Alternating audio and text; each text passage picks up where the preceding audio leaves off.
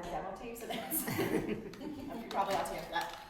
Well, thank you so much, Teal, for giving us this chance to come here and chat. And I want to thank all of you for coming. It is a gorgeous, gorgeous fall day out there. And we were saying earlier, this is why people live here. This is why we haven't moved away yet, or days like these. So we aim to make this valuable and worth your time, and just appreciate you spending some time with us. I am Penny Schmidt. I am a financial advisor with a company called, it's a small company called Iron Horse Wealth Management. And I got here today by loving finances my whole life, personal finance. I don't know, 15 years ago, took Financial Peace University. I was introduced to Dave Ramsey. My husband and I took that class, and I fell in love with it. And so we then immediately started facilitating it, have done, I don't even know how many over the years. And then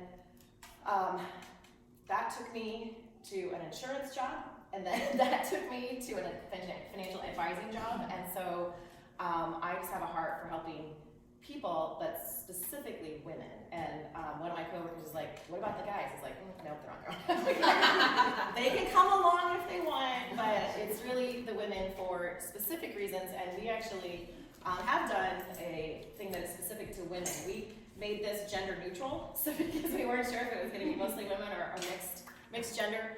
But women do have unique challenges when it comes to their money. There's a lot of them. We live longer, we generally make less money. There's lots of reasons that we have to worry about this, and so that's where my heart is helping women. I can't remember what else I was going to say. What else was I going to say? I feel like that was it. Look at your Oh no, look at what tell me about me. Oh yeah. I'll let you go ahead. Go. Okay. So my name's Sheila Thielen, and I'm a financial coach, a stay-at-home mom. So I graduated with an accounting degree many years ago from UNI. I got my CPA license, and I worked for several years. And either you could say I stopped to take care of my children, to raise my family, or I retired really early, and I was very successful. But every club sport that my kids participated in, I was the treasurer. I had a nonprofit I was the treasurer for in downtown Des Moines, a women's transitional home that I absolutely loved for about 4 or 5 years. So I love spreadsheets. I love organizing messes in finances. Well, pretty much any messes, but finances, I just love organizing them and getting them on, having a plan, figuring everything out to the penny. That is me. So Penny and I met, and I also like working with small businesses because again, they're usually someone who has a great service or product, but probably doesn't want to look at a financial statement. And I'm like, no, you gotta look at the financial statement. So I try to help. I have a friend I'm helping with a small business, and it's just fun. I love to do it. And then Penny and I met at a mom's group in West Des Moines about 10 years ago when I first moved here, and we found out we both were passionate about finances and health. Just so ironic, I don't know why, but we both have chosen each of those. And so we just enjoy working together and trying to educate and help other people on their financial journey, and as much as we can to make people feel comfortable with it. So I'm glad you're here. Okay, so who is nervous to talk about finances today, or is feeling a little bit like, I hope I'm not in over my head? All right, is anybody nervous about this? You don't have to raise your hand. I just want you to think about it. I'm going to put you on the spot. But we have some slides to share with you to see if you can relate to any of these things. Organizing your finances. Sheila will help you organize your finances more. It doesn't look like this. She does more than this. This isn't quite what I'm talking about. Although organized. The after picture is very satisfying. It does make me feel good. I wish my wallet came with fruit refills. I do love that pink wallet also. This is my favorite. It would help us out financially next Christmas if you kids could be a little naughty this year. That would help that Christmas budget. Yeah, Christmas budget. Goal to retire in an island home. Nailed it. Island with a tent in the middle of it. It's on an island. Yes, it is technically. Better be careful. Yeah, you better be more specific in your mantras or your statements. Not paying bills. That look on his face is so true. Remember childhood, yeah. Yeah. Oh, When you thought everything was terrible. Pay bills. Retirement party. Can you guys read that? I crunched the numbers in your retirement accounts It's time to figure out who will be wearing the mask and who will be driving the getaway car. And It's then, one way to plan for retirement. this is kind of my favorite one.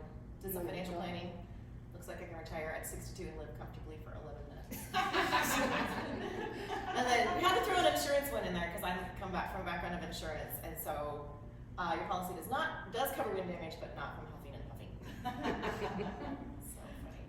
All right, so now we are going to kind of put you on the spot a little bit. We want to know what it is that you're hoping to get out of this and why you are here. And so, does anybody want to be the brave first person, or would it be better if we just went around the room and everybody could just say something?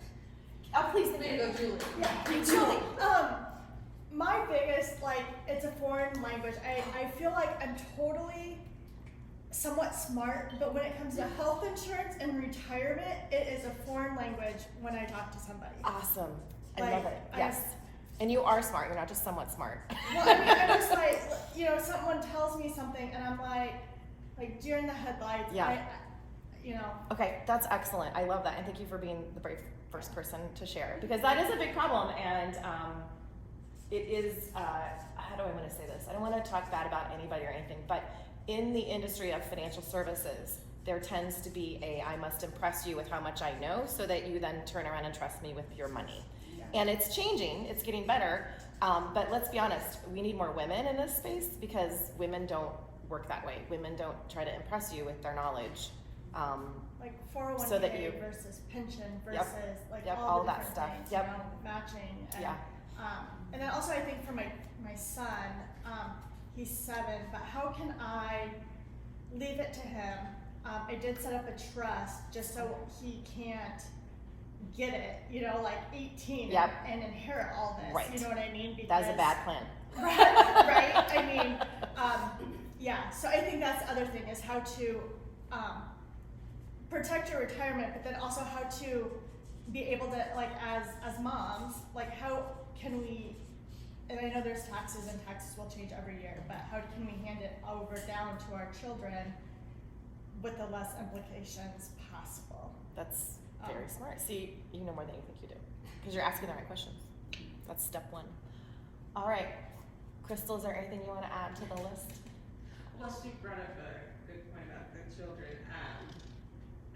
I just came to try to figure out budgeting, and I know my spending habits. And my oldest daughter now has a job. My youngest daughter now likes to go to the store and buy things. I just want to figure out how am I to transfer my bad habits down to. That is, we all want that, right? We all have bad habits in something, and it's like, oh, if only I could go back in time. That is a great question. So budgeting and like kids too. Like, do you want to you throw something up about the kids? That is excellent. Like teaching them Yeah. habits. Yeah. Yep. Jessica or Jessie? Can't see Jessica. Jessica. Okay. Sorry. Could say this one. Budgeting, same thing about that, budgeting, like monthly, saving money. Saving money. Yeah. Good ideas about how to do it. Yep. That's a great place to start too, because in order to save, you kind of have to budget to be able to save, because otherwise the money just magically goes away. It's just like magic. Anything to add? What else can we put up No, there? I'm with, kind of with that. Kind of on too, like those. Budgeting and saving, because I can budget, like I know how to budget my money and everything, but then I have not enough to like put into like savings, and then when I think I'm like coming up ahead on something, then like I don't have any kind of money to like put into a savings. Right. And something always happens in life to where it gets spent somewhere else or something. Yep, stuff pops up. Yep. Very good. I'm with the budgeting and the savings, and also how to manage debt, like the credit card debt, and save and to not get under. Yeah, all the things, all the buckets. Yeah, That's very good. and how to teach my kids not just to spend every day. Yes. Yeah. They kind of go through phases where they just are little spending monsters. Like it just, and I think it's a natural development, right? Like you're kind of like, when they're little, they think the whole world revolves around them, and then when they're teenagers, they're like pretty sure it still does. I think I'm not a very good example. Oh, yeah. Teaching them the right things, and I think it's a trickle down. Yeah, for sure. That's for sure. Yeah, they're watching what we're doing for sure. Yeah. Yep. Excellent. I think being more I don't know, like investing, when people say, well, how do you want to invest, and you're like, I don't know, that's why I'm here. Yeah. I want someone to like tell me what's best Yeah, for me, right. but kind of gain confidence in like those kinds of things. That's very good. Yep. And I think for me specifically, like I'm making barely above minimum wage part-time, and I don't see any way to crawl out, like literally none. Yeah. So just like how you start from less than nothing to get to be more Right. comfortable. Yep. That's good. Very good. Okay, so I have one goal, which is to buy a house, and I know less than nothing about any of that. But so far in my efforts, one thing I have been told is that I have too much debt to income ratio. If I said that right, because again, I don't know this space, and I don't know how to deal with that. So that's why I'm here. That's great. Very good. All right, did we miss anything? Oh, yes, sorry. Sorry. I forgot. I just totally ignored you guys. One of the things when we had conversations earlier, even about the workshop, and something that I would love to learn more about is college for my daughter. She's about to be 14, and what seemed like it was going to be so far away is now feels so close. And even from going through Financial Peace University a long time ago, and it stuck with me how he would say how you you can pay, or they can pay cash for college or things like that, and I am like,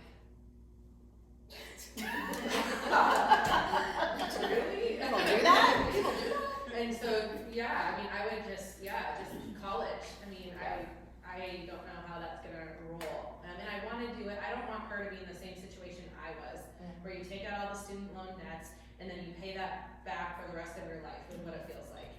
And so, I don't want her to be in that situation, I don't want her to be in that same situation. Yeah, and they're sneaky, those student loans, and we could talk about any one of these topics for like in 90 minutes. The student loans are sneaky. I talked to a gal, I asked her, was going through her finances, I asked her, what's your student loan payment? She's like, oh, I don't have to make any.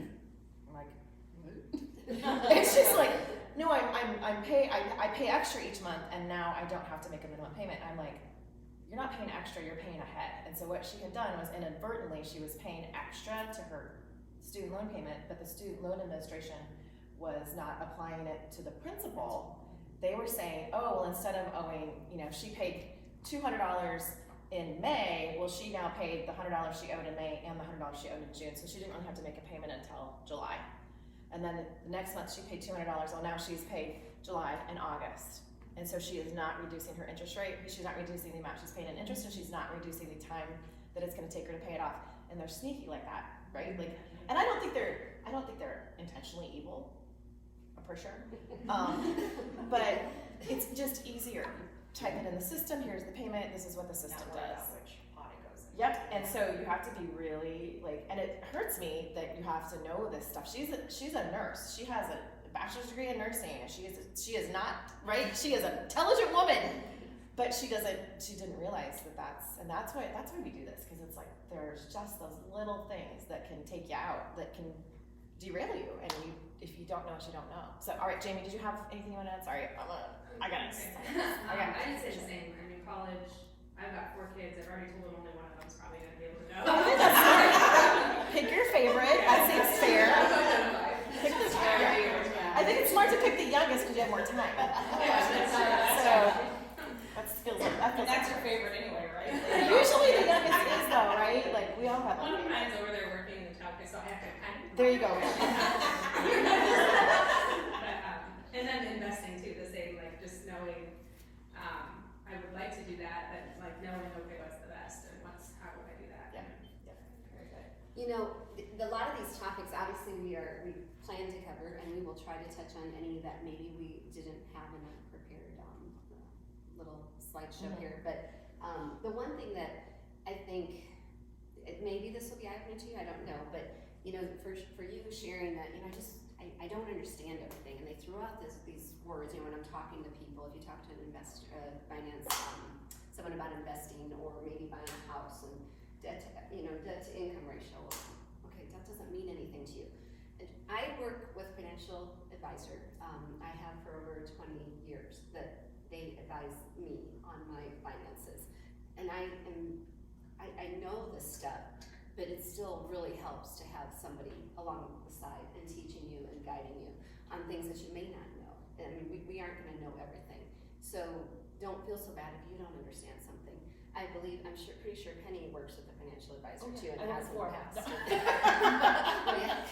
Now I know she really Yeah, no, and in different phases of your life, it becomes more challenging. Like when you're building wealth, it's kind of easy. You just throw it in there, and then it just does whatever it does. Like you set it up, and then you don't have to think about it. But then I'm approaching retirement, and I can't make a mistake because that is going to be financially devastating, and my future will look a lot different. And I spent all this time building it, and then bam, it could go away like that, right? And so that's very scary.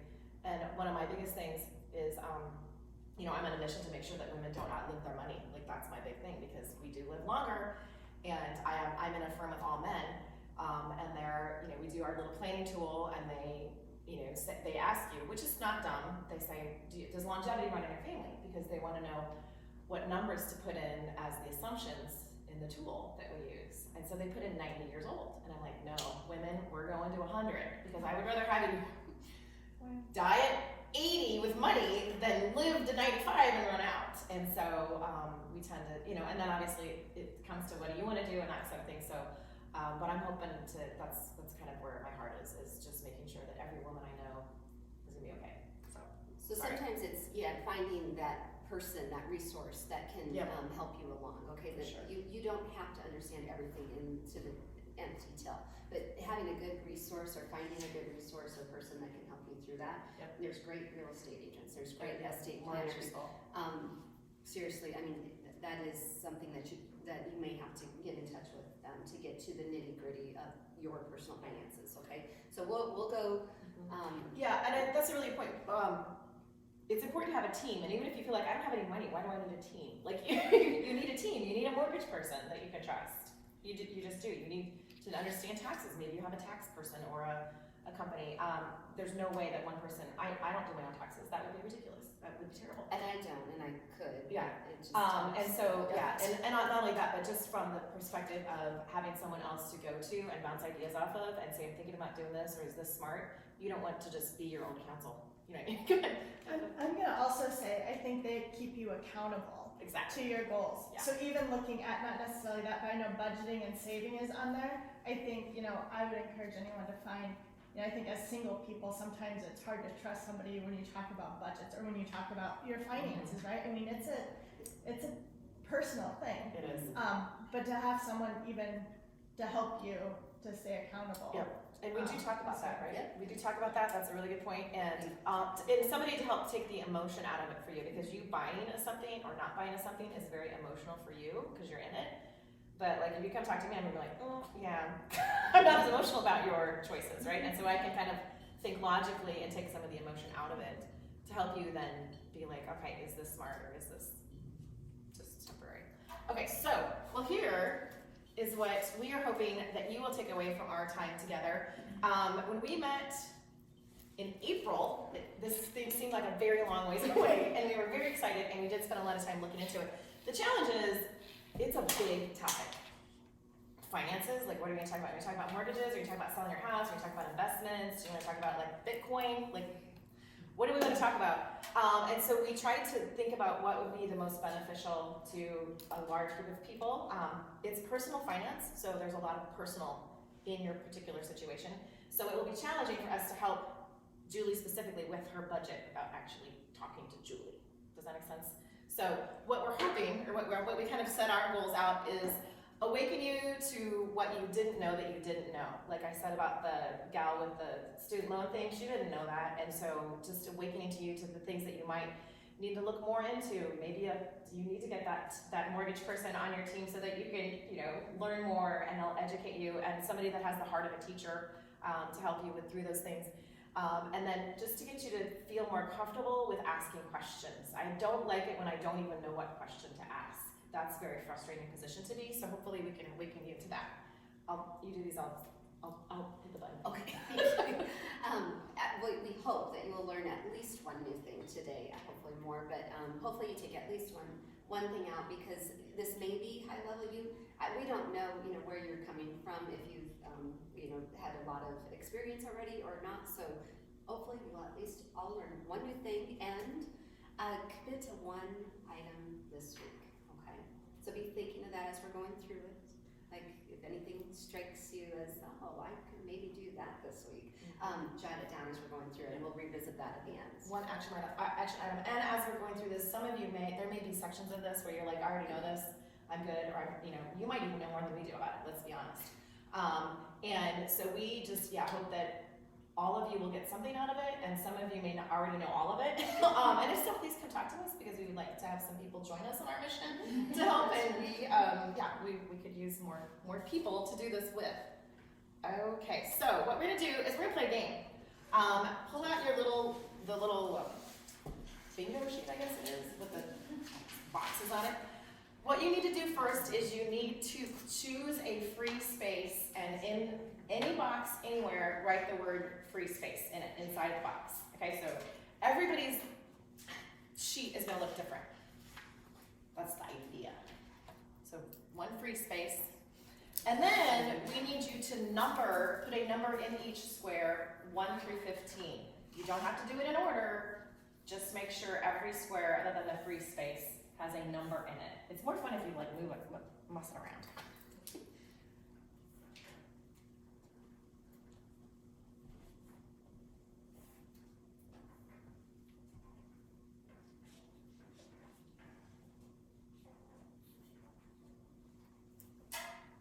Okay, let me know. I guess you'll look up when they're done. I'll see her, like a teacher. I'll see her.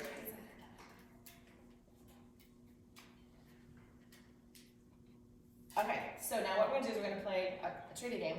We're gonna ask a question, it'll show up on the screen. We will give you a minute or some time to answer. Some of the guesses will be exact, like it'll be a choice and you gotta get the right one. Some of them will give you a range to get the right answer. We'll share the right answer with you, and then if you get it right or within the range, you'll put an X on that question. Does that make sense? So wherever your number one is, if you get number one right, you're gonna put an X. And then we will have a winner at the end. We do have prizes. Two winners at the end. No, yeah, 2 winners-ish, yeah. And then, okay, anybody have a question about what we're doing? Okay. I understand. Okay. Oh, I know. We do want you to yell out answers or guesses as we go, just because it makes it more fun and interactive. Because if you just write your answer down, it's not very much fun. And it doesn't matter if you're totally off base, that makes it more fun. Yeah, just whatever pops into your head. Yeah. Whoops. Oh, I did something the wrong way. Your first time at the button and you went the wrong way. Okay, in 2020, what % of respondents said they could not afford a $1,000 surprise bill? So if you think it's A, you can put the percentage in, or you can put the letter A, B, C, or D. You want us to say it or? You can yell it out, yeah, what do you think? And you don't have to, it doesn't have to be even what you put down. You can You can fool you can just everyone. throw another answer out if you want to. Anyone have any guesses? I'm gonna guess B. B? I said C. Okay. Oh, I'm not. 61%. 61%. Okay, so if you had B or 61%, put an X in that number one box. All right, and this is not, we do not want you to be in the 61%, okay? We will talk about emergency funds and what a fully funded emergency fund looks like, how we can get there, and so that there are surprise bills. I mean, the tire blows, there's something that comes up, it seems like, as we talked about, so. Awesome. Okay, ready for number 2? Oh wait, do we want to ask who got that right? I guess it doesn't matter.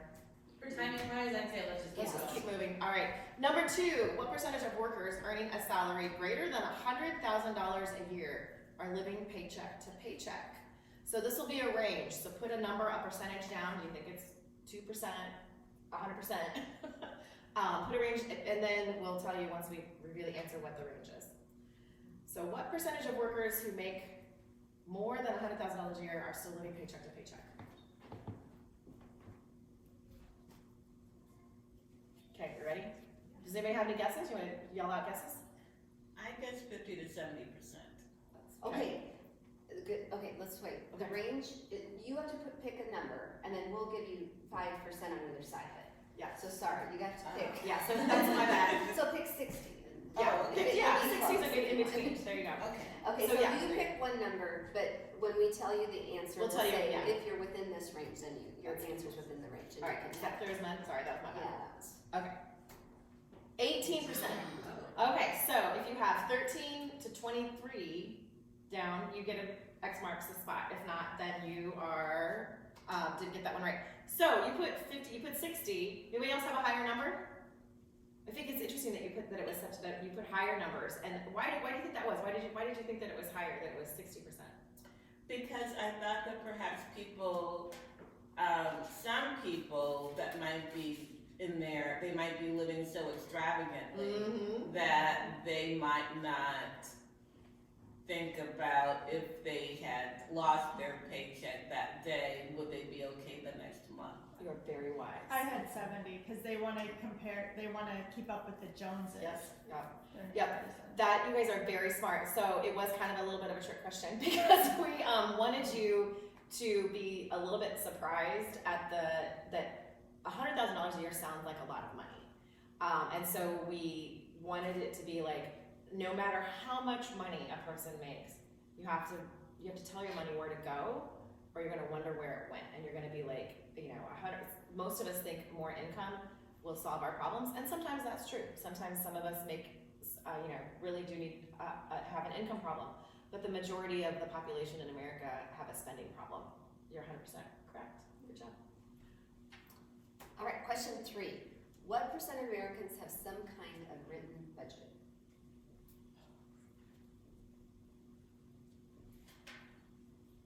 Does anybody want to guess what the answer might be? 20%. 20%? I guess 30. 30? Anyone else? All right, you all ready? Okay, the answer is 25.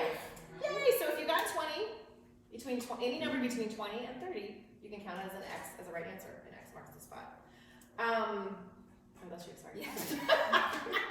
You can take it. I don't know. This, we want you to be part of this 25%. It just makes life more peaceful, more. We'll talk a lot about budgets in a little bit, but it is interesting to see that these statistics kind of change from year to year. So you can find, anyway, 25% is probably a fairly. It's okay, but it really, to have a plan will take a lot of guessing out of your day to day, and hopefully help you get ahead. Okay, and win with your money. All right, number 4. What percentage of Americans expect to be in debt their whole life? So, certain percentage. Everybody get an answer down. All right. The answer is 13%. So if you had 8 to 18, any number in between that range, you get an X marks the spot. Okay, what did you guys put? Did you put a lot more than that?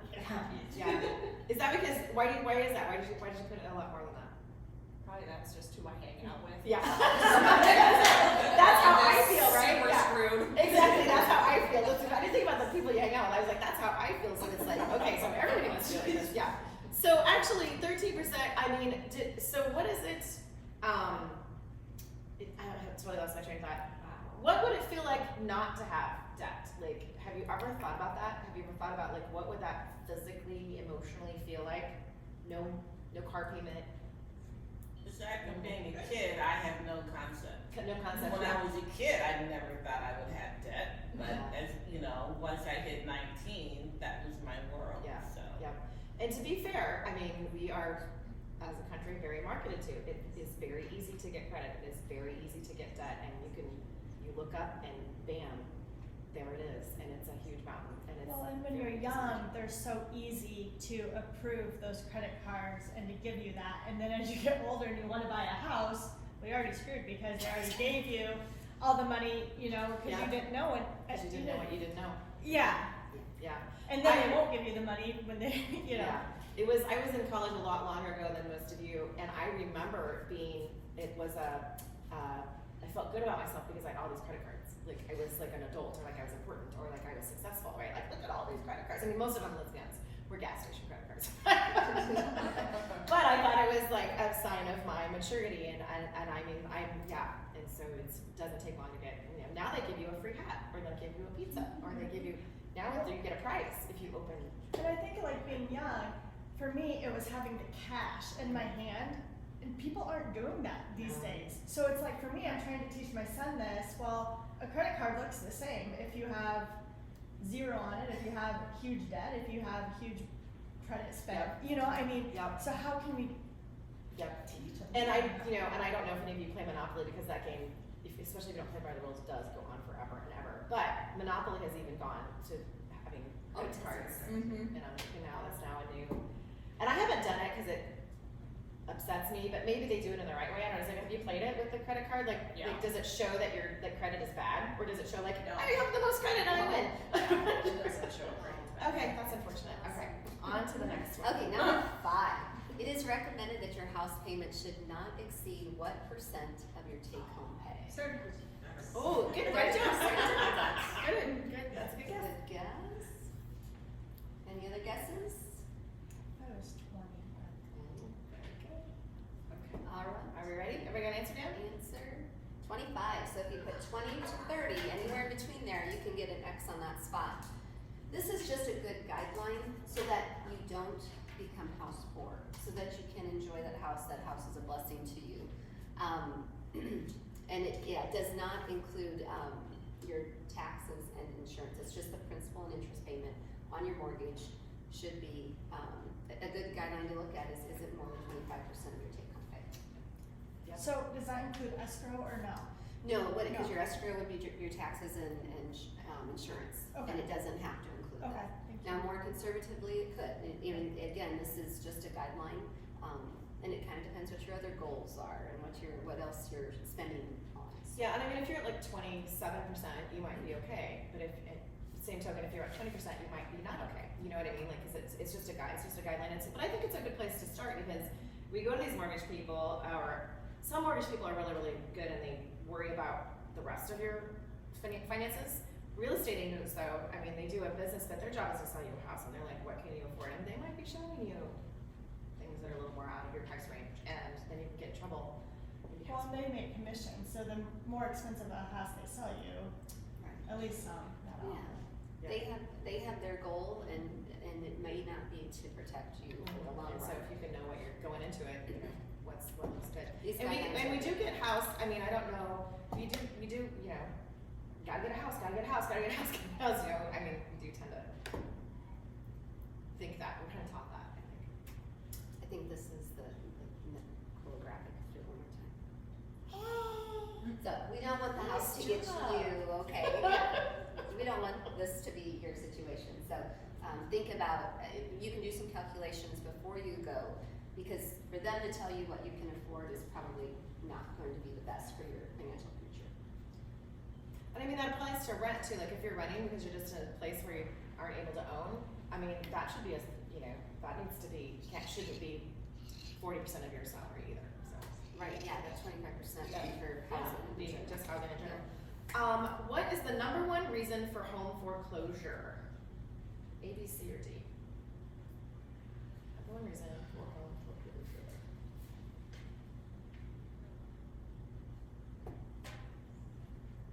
Alright, ready? And the answer is unemployment, which isn't really that remarkable. The reason we have this slide up here is to talk about the other reasons for foreclosure that people don't often think about. These are actually in order, and it was kind of a trick. We put them in order, A, B, C, D. They were actually in order. So the number 2 reason is credit card debt. So just what we were talking about, right? Credit card debt will take you out. And you did it so long ago that you probably don't even remember what the credit card debt, what was on the credit card debt.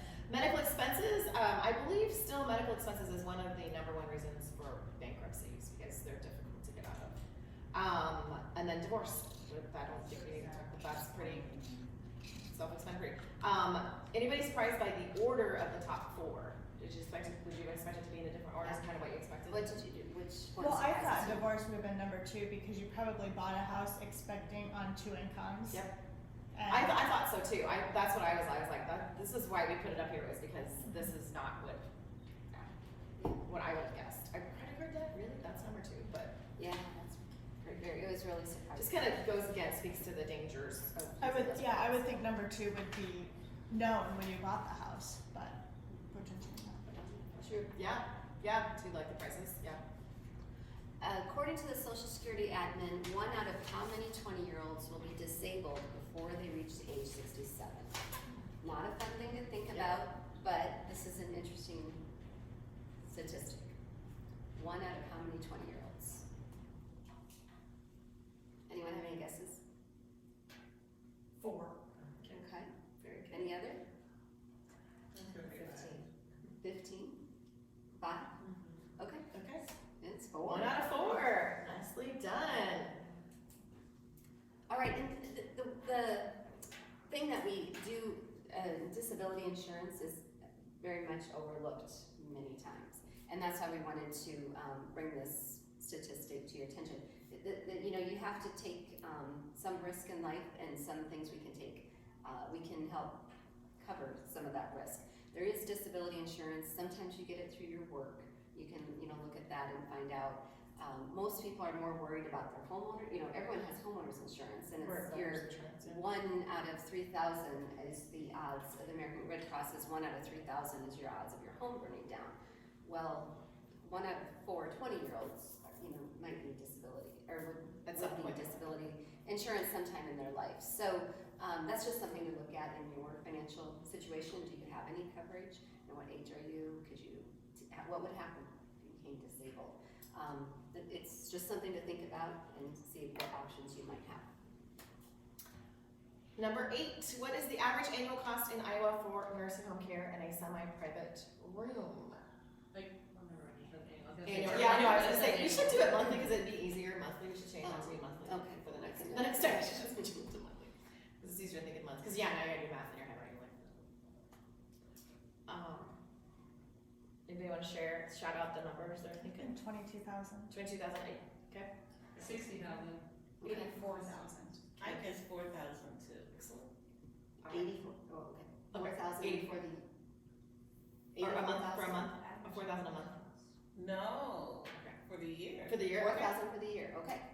78,000. Wow, I'm stuck at this game. No, it's all right. We like it when people get our way off because it shows that we're awakening, right? It shows that we're like shining some light into some of these things that we don't think about. Well, there's private rooms. There's Right, not some private private rooms. rooms. There are some options, but it is expensive, It is. and that is why a lot of people. But Yeah, it is very expensive to be in a nursing home. But there is something called long-term care insurance that you can buy. I don't know, you guys are probably, most of you are probably way too young. There is a time that's appropriate to buy it, and a time that's really way too expensive and too late. Too late. There is a pretty heavy underwriting process.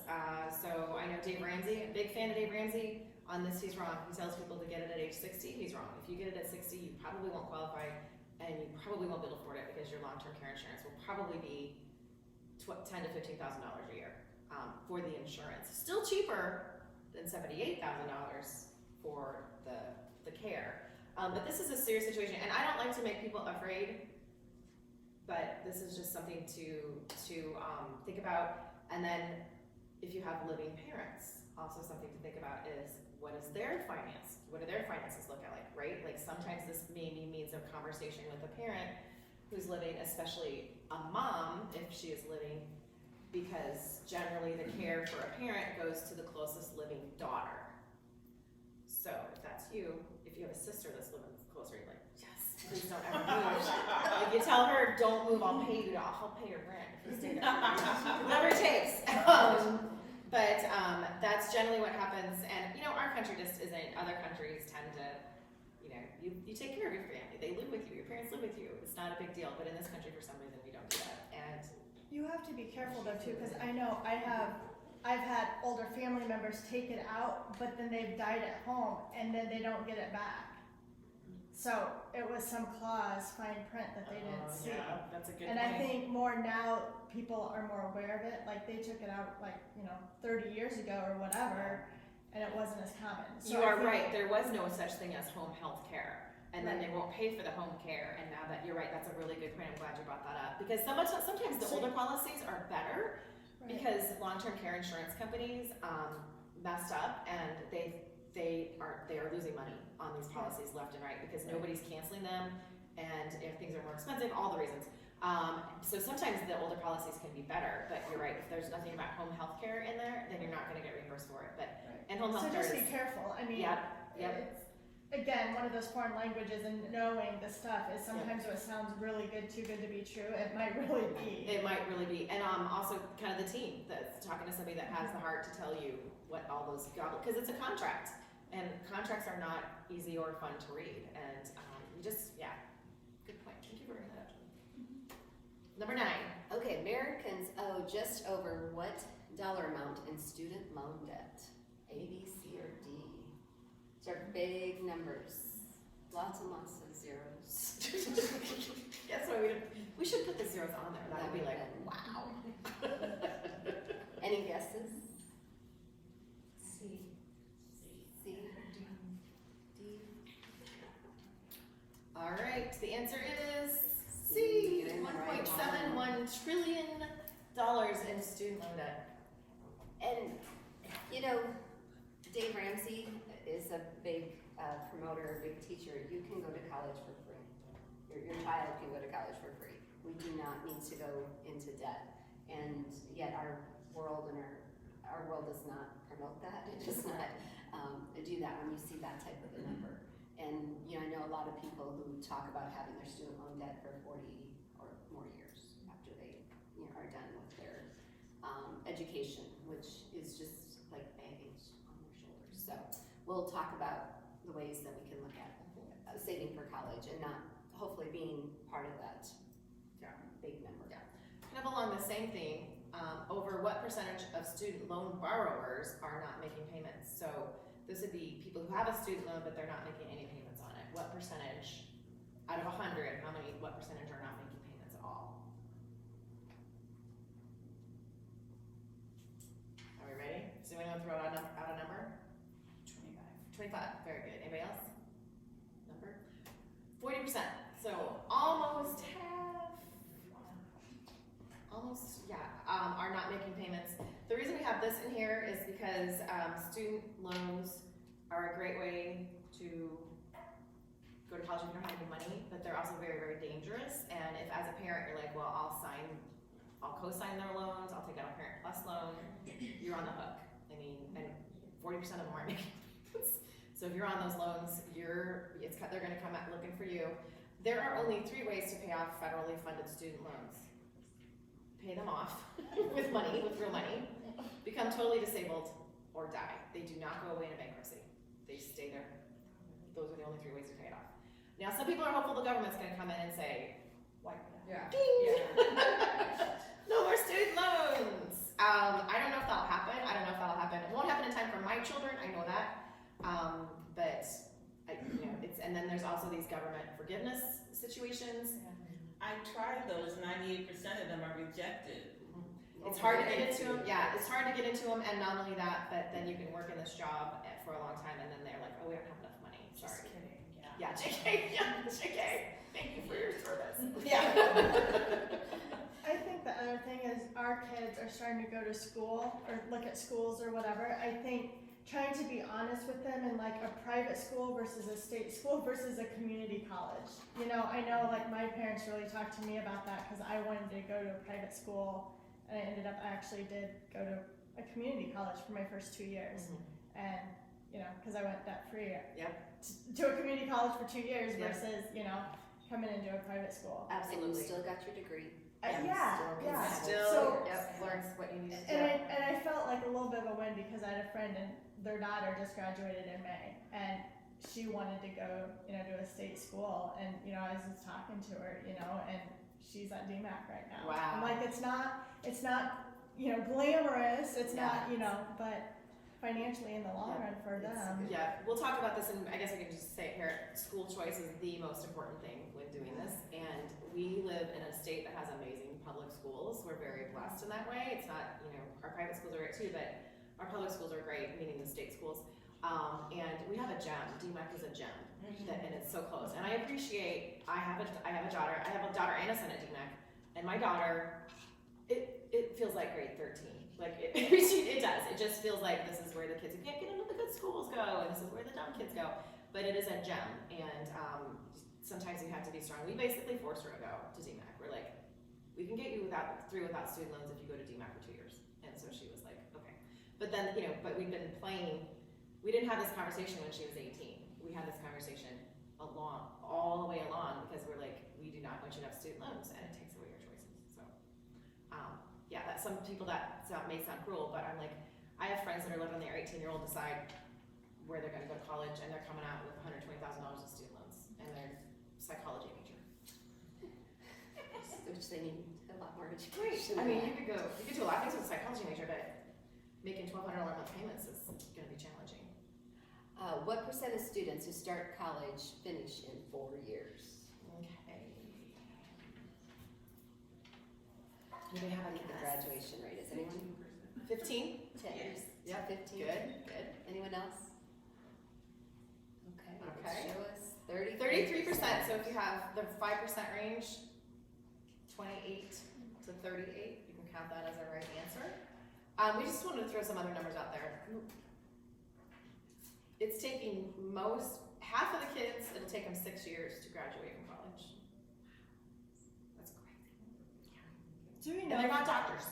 I was like, do we know if that's because they're working full-time jobs, or if they're just screwing around with kids? I would imagine it's both. I don't know for sure. That's a really good question. I would imagine it's both, because a lot of those freshmen get in and Right, the That's first what year it is. out. And then back in my day, it used to be that they only had classes like one of the semesters. They didn't offer classes both semesters, but you needed to graduate, so you could have graduated at midterm, but you had to go again. You know, Yeah. I gotta go and take one class. I don't think they do this much of that anymore. I think that that's not quite as common, and obviously, you know, and with COVID and more online options, maybe this will change, right? Maybe this will get better. But, you know, in all fairness, this is also a time when people are getting married and having kids in that age range, and that might slow a person down. Yep. It took me longer than 4 years to get my bachelor's degree, and I was not dinking around. Yep. Life happened. My Yeah. mom died, my Yep. grandmother got sick, and, Yep. you know, I had to work, and I Yep. was working 3 jobs some of those semesters, Yep. so, you know. It took my stuff husband happens. 7 years, and he did dink around. Right, that's And right. then he had to work full time, because you know what I mean. Like it was both. It was both of them, and so. And then the last one, 30% drop out after the first year. And this one, I was sharing with. So those are Kenny. probably the ones dinking around. Yeah. Well, just the ones that my daughter Emerson, she didn't start school till the 7th of September, so she was going to Iowa and Iowa State to visit her friends and see how they were all doing. And she said after the first day of classes, several of her friends said, "Oh, I'm not going to make it. This is going to be way too much." Now, some of those kids did not go to school very much, I guess, in high school. She went to a private school. She had, because I don't know, I had to go to school every day. I guess she did. They were to held to that accountability. And so when they went to that first day of college classes, they're like, "Oh, this is a shocker." So, hopefully, we don't want your kids to be in that 30%. But they still have the loan. I mean, that whether they take out that loan for that first year. So, lots of Let's things do our to think next about. question, actually. What percentage of students who do not earn their college degree have to pay back their student loans? Any guesses? 100%. Yeah, you guys are so smart. We're trying to be so sneaky and clever and throw you off. 100%. Yep. Yeah, they drop out. They get loans. They're paying them back. Doesn't matter. Which is even harder to pay back that 120. Well, probably wouldn't be 120,000. It's even harder to pay back even $20,000 if you don't even have the degree. For some people. Okay, in the early 1980s, around 60% of companies offered a pension plan. What is that percent today? 10. Good guesses. Any more guesses? What were the guesses? I heard 10. Did I hear 10? 20. 20. Okay. All right. The answer is 4%. Wow. So if you had Yeah. 0, I guess. Yeah, 0 to 10. 10, You could yeah. say You 0 to can 10. count it You as can a count correct it as answer. a correct answer. We do have to plan for our retirements. The company's not going to take care of us. I mean, some people are. There's still some federal, some of the government, I think there's, government pension plans out there. But if you're working in the private industry, you are responsible. You need to plan. Nobody's going to put away that money and give you a little paycheck every month when you retire. So college is, whether if you're looking at, do I save for college, my kid's college, or retirement? Well, retirement needs to have the priority because that's going to happen. Nobody else is going to do that for you. College, there's some options. There's some different things that can happen. It doesn't absolutely have to be 100%. So, and even if you do have work for a company or someday work for a company that offers a pension, if it's a private company, it's not your money and that can go away. Like they can literally say, oh, we didn't fund enough, or my in-laws, he was a truck driver for decades and he's a Teamster and gets a pension, and a couple summers ago the Teamsters were running out of money because there aren't enough people putting into the fund, and they were like, we're gonna have to reduce what we're paying you each month by 30%, and they were like, we're all like, oh, because as the kids were like, ooh, what does that mean for us right now? We have to start, now we become the pension plan.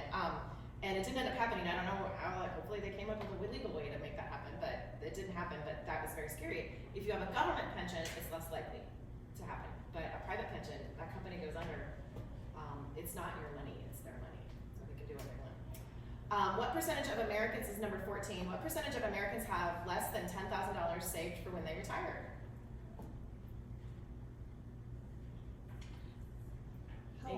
How old are these Americans? Oh, when they retire. yeah, when they retire, So I would in say their it's 60s. all Americans, and then how much do they have saved? Yeah, so it would include young people who aren't gonna have as much. More than likely, if they have less than 10,000, they're retiring very late. It's probably in their Hopefully. 70s. All right, the answer is 40%. So if you have 35 to 45, so not a terrible number. Let's hope most of these people are younger. But also this includes all Americans. We got a bunch of baby boomers out there that aren't bringing the numbers up very much. Does that make sense? Does this surprise you? Does it make you feel better? Does it make you feel like I'm doing better than 40% of the Americans? I don't know. Is it shocking at all? Nothing? Okay, we'll move on. Now, 15 Oh, is last the last question. one. Okay. What percent of Americans feel comfortable with the planning they've done for retirement? Whose plan?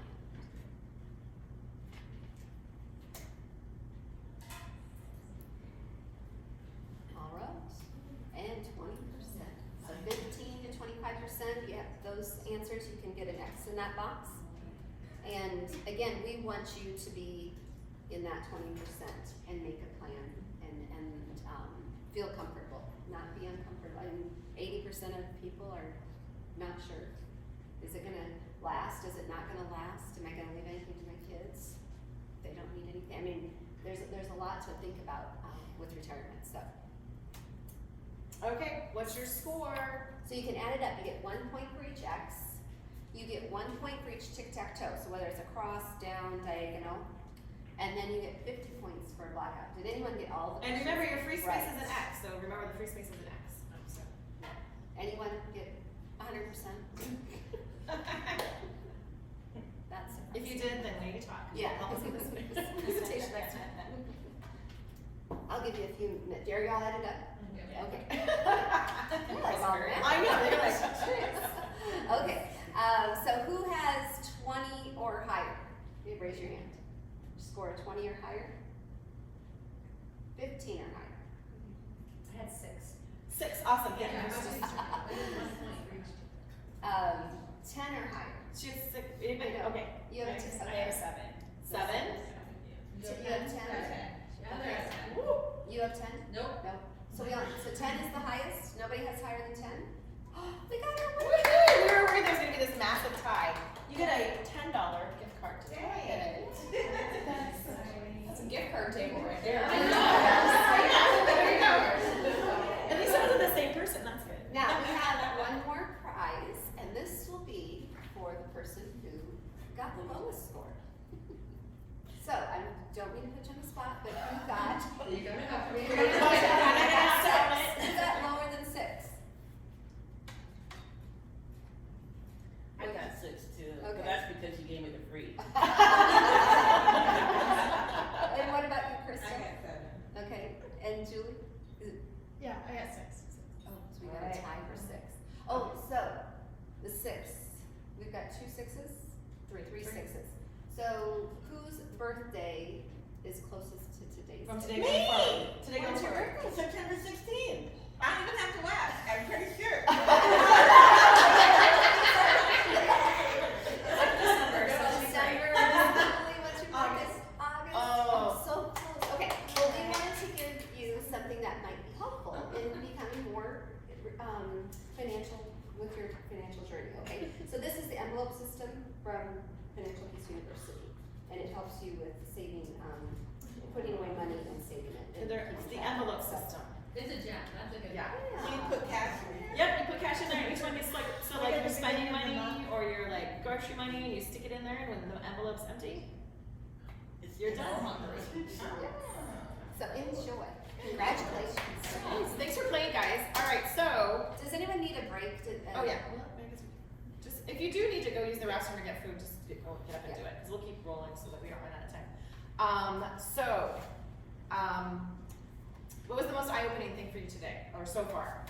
Anything that you guys wanna share that was Did that you anything strike learned, that you were or shocked questions? by, or anything that you already knew? I mean, I don't know, anything, we kinda said it a little bit, shared some things as we were going, is there anything that you haven't shared that you wanna? Well, I learned that I am more ignorant than I thought. Oh no!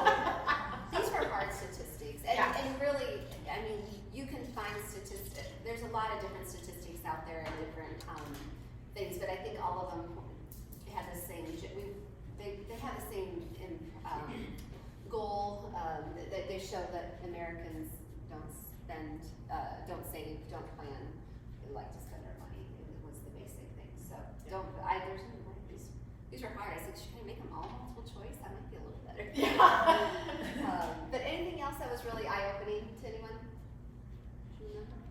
Something that I kind of knew, but you kind of opened my eyes to was the principal versus the interest payments. Yeah. Okay. Something that I was shocked by was the student loans and being in the forgiveness programs, that they don't really pan out. And here I am working in education for almost 15 years, and they're likely Yeah, it just depends, you might, people, it does work for some people, it's just not it's not a guarantee. Yeah, so at Financial Peace, we had a couple come up and she was a chiropractor and had gone to somewhere in Nebraska to get her treatment. And she had $120,000 in student loans and she had just counted on getting into one of these programs to pay it off. Like that was her plan. And we're like, maybe, and so just knowing that might not be the plan, especially thinking about like for your children.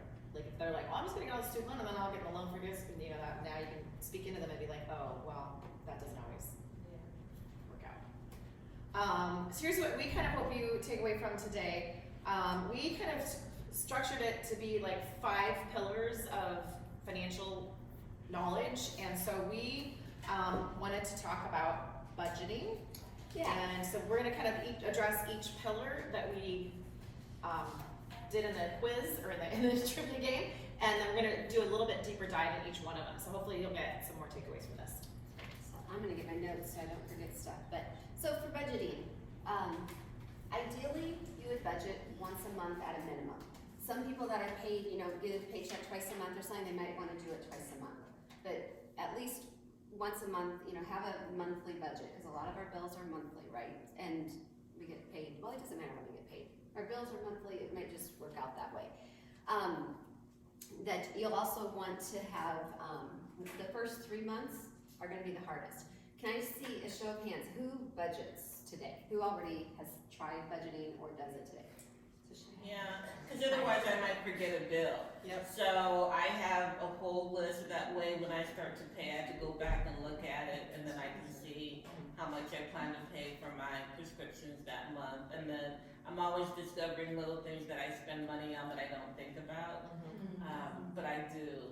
the hard part is just sticking to my entertainment allowance, Yep. cause Yep. I blow that with the meal out, Yep. because not all meals out are the same price. Exactly. Yep. And what about, what's your name? I'm Jackie. Jackie, okay. Um, budget? What was the question again? Do you budget? No, I do it in my head all the time. Okay. And I think, okay, this and this and this, and then, you know, things come up and the kids need this, and I don't know, I feel like a lot of it, my financial problem is also partially shame and trying to keep up with what the ex can provide and what I can't, you know, like competition, even though I know that The guilt. I'm nowhere near that, but I still feel the guilt of not doing that, so Absolutely. I go out of my budget. Yep, absolutely. That is a big issue. And that's, you know, the title is Winning with Money, and it's more than math, because there's a lot of emotions and things that go into it, and it's not just the math. Yeah, so that makes the budgeting in your head. I did do that a little bit, and you're constantly thinking, and sometimes I'll spend like a ton of money like in my head, or like I'll go to shopping carts and I'll put stuff in there, but then I don't buy it, but then I still kind of think I already did, and then the bills don't come. I'm like, oh yeah, that's right, I did buy that. It's not a real good mind thing. No. Your mind gets I'm the full. opposite. I buy it and then it's like, oh crap, I forgot I got that. I'm sure that happens And then too. I go and return it. Yeah, I was like, I'm gonna take that. Where's that receipt? But the first 3 months, so I was not a budgeter. I would budget if we got a bonus at the end of the year. When we first got our first like bonus, and we were like, my husband said, where did it go? And I said, well, I don't know. I don't know. I don't really know. And I am an accountant, but I could say, well, this is what we spent money on, but we had nothing that we could say that's what this went for. So then we start, if we got other bonuses, he's like, we're gonna budget the bonus. This is what it's gonna be used for. That was really good, but we weren't doing the monthly expenses yet until I did the financial piece with Penny, and it's like, I can't facilitate Financial Peace University without trying to live on a budget. It does help. But I think the only thing that saved us through the years without having a budget, we are really pretty good at living within our means. And our means have been, there were times when it wasn't so great, there are times when it's been, easy to live within the means, but you can always spend more money. I mean, there's always a more expensive car, a more expensive house, a more expensive, shoes to buy. There's always a way to spend more than what you make. But we I don't know how that was just instilled in us. Everyone is a spender or a saver. You need to know who you are. And it's okay. It doesn't matter. It's not bad. You gotta spend money and buy things, and it's okay to save, but you can't save everything. So just acknowledge what you are, a saver or a spender, and then try to use the tools that will help both of you win. That will help you win whether you're one or the other, okay? Is there, instead of doing it budgeting in your head, or I have a hard time physically sitting down and going through a monthly thing, is there anything, I mean, I hate to say our phones, but is there a good app? We're gonna get to that. We're almost there, but let me Okay, just no get problem. through so I don't forget that. Good question. It is a really good question. So, and the other thing is every dollar is assigned of your income. It either is gonna go to an expense, to debt, or to a savings, and that savings is, either an emergency fund, it's, I'm gonna replace my car in a few years, it's going to college savings, it's going to retirement savings. Every dollar gets assigned to something. Or it's more entertainment this month. You get to choose and make your plan, okay? The next one, the 4 walls. If your income is at a level that you've got to cover your 4 walls. Dave Ramsey calls it 4 walls. It's your basic needs. You have to cover food, shelter, utilities, and transportation. Okay? The basics of these. I mean, you don't have to. You just have to make sure. You don't have to have cable. You maybe need internet, maybe you don't, but you have to be able to cover your 4 walls before you try tackling debt, before you try saving for a home, before you try doing those other things. And then, you need to look at is how can we increase the income? What can we do? and, you know, those are tough things, you know, there's only so much time in the day, but what's our education?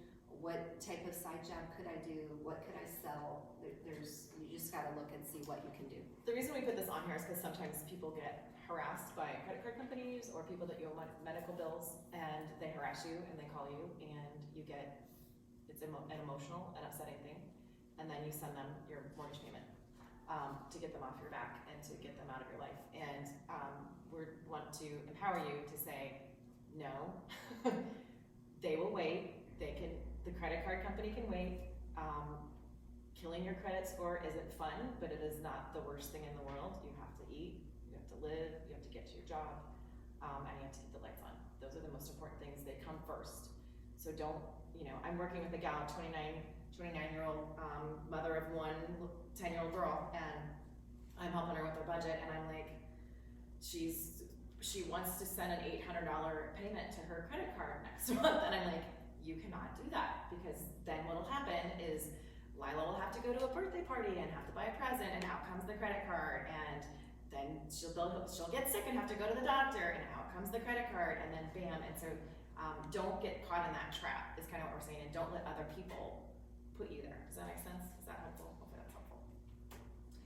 And then, you know, if you have a budget, some people look at a budget as real restrictive and bondage, but it really gives you permission to spend, so you can go and shop and be happy. And because you're not sacrificing something for your future today by your purchase, you actually have permission to spend it. And that was the biggest thing that I noticed, because I put in a clothing budget in my budget, and I'm like, wow, okay, I didn't spend it. And I could go out today and spend this much money. I gave myself this much money. It worked. It was in the budget. I have, you know, and it really did. It was really freeing to know I could then go out and spend some money, and I didn't wonder, well, did I spend too much or did I not? I don't really remember, you know, where I'm at on it. So we want you to be able to go shopping and feel happy. Or go out to eat. Oh yeah, or That's my whatever thing. it is.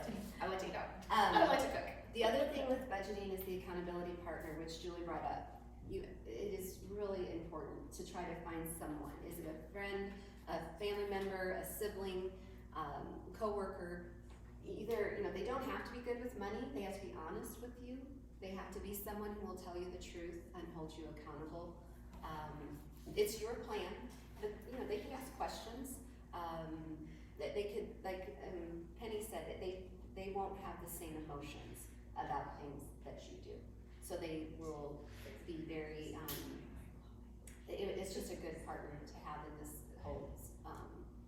this whole financial planning and budgeting. So think today, you know, who could I have that would be able to meet maybe once a month, and just, we can go through the budget. So you probably put the budget together and then say, let's go over this and see what that looks like. And if they have a vacation, you know, in there, and you're like, wait a second. Is a significant other a good person or a spouse? Absolutely. That would be ideal. Okay. Okay. Because you want to be Because on the same I page. could see that causing conflict and arguments. Yeah, So that's sometimes when it is. like, I mean, you definitely need to be on the same sheet of music. Like, we have done this. If you have another person that you're cohabitating with, or, you know, a spouse, and you're both paying for the mortgage, you know what I mean? Like, you both have shared expenses. You both need to agree on the budget. So you don't have one person doing it, and the other person just is like a child following along.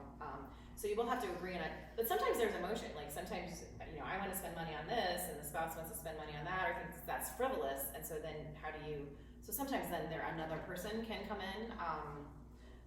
That's kind of, to me, the value of having the advisor, is that I'm not right and he's wrong. The advisor is giving us the information, and, you know, and can take the emotion out of it for us and say, well, if you do Penny's idea, this is what happens. If you do Brian's idea, this is what happens, and then we get to decide. Does that make sense? It helps take the emotion out, and it could be a third party. But yeah, definitely in the case of a couple, they both need to be in on the budget. Do not let somebody hand you a budget and say, this is your budget. Well, yes. You'll have zero buy-in and you won't do it. So it depends. If you're, you know, combined finances, then you need to finally, meet, and that's your partner, and you guys partner together to do that. And a lot of people believe that they grow in their relationship and their communication. It's not always fun, and there's the fights, at first, which we said the first 3 months can be really tough, but it gets easier, and usually people really grow closer together as they work together on those common goals of their plan.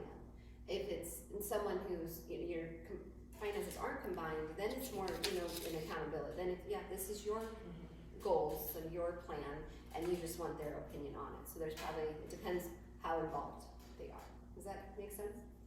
Okay, so there's lots of, who uses a budgeting tool today? Does anyone, how do you do your budget? Oh, I just have a list of everything saved on in Google, like a spreadsheet. form, and it's not a spreadsheet. But I just have a list of the dollar amounts that are safe numbers, but it's not, I don't have an app, I don't use a spreadsheet. I just kind of made a little list that I have, and then Keep App from Google's Keep App, if you know what that is. And then Jackie, you do yours in your head. When I write things down sometimes, little pieces of paper everywhere. And Yeah. Little scraps. No one else has used any budgeting apps today. That's your This, yeah, that's, oh, look at that. See, Nice. good old It's fashioned. kind of even color coded. It looks Yeah. color coded. Yeah. Nice. Well, there are a lot of apps out there and different ways that you can do your budget. The yellow or legal pad or a regular piece of paper, that's fine. You just have to, it depends how many expenses you have and how time consuming that is, right? So I use, you wanna go to the next? Yeah. Oh, duh. Yeah, that's right. Sorry. So this budget, this was just a template in Numbers. I was in the Numbers program like Excel. It was the template. It gives you this beautiful spreadsheet. I love spreadsheets. Did I tell you that? The pie chart was already there. The everything. So you could add in, more lines for either the money in or for your expenses. Change the numbers there, and it all gives you this beautiful That looks little super, budget. super. I would add your columns for actual, what happened, and then the difference, so you see where, was I high or low?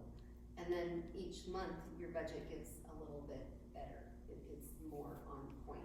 It's never gonna be perfect. There might be some people that do perfect budgets. I'm not a perfect budget person.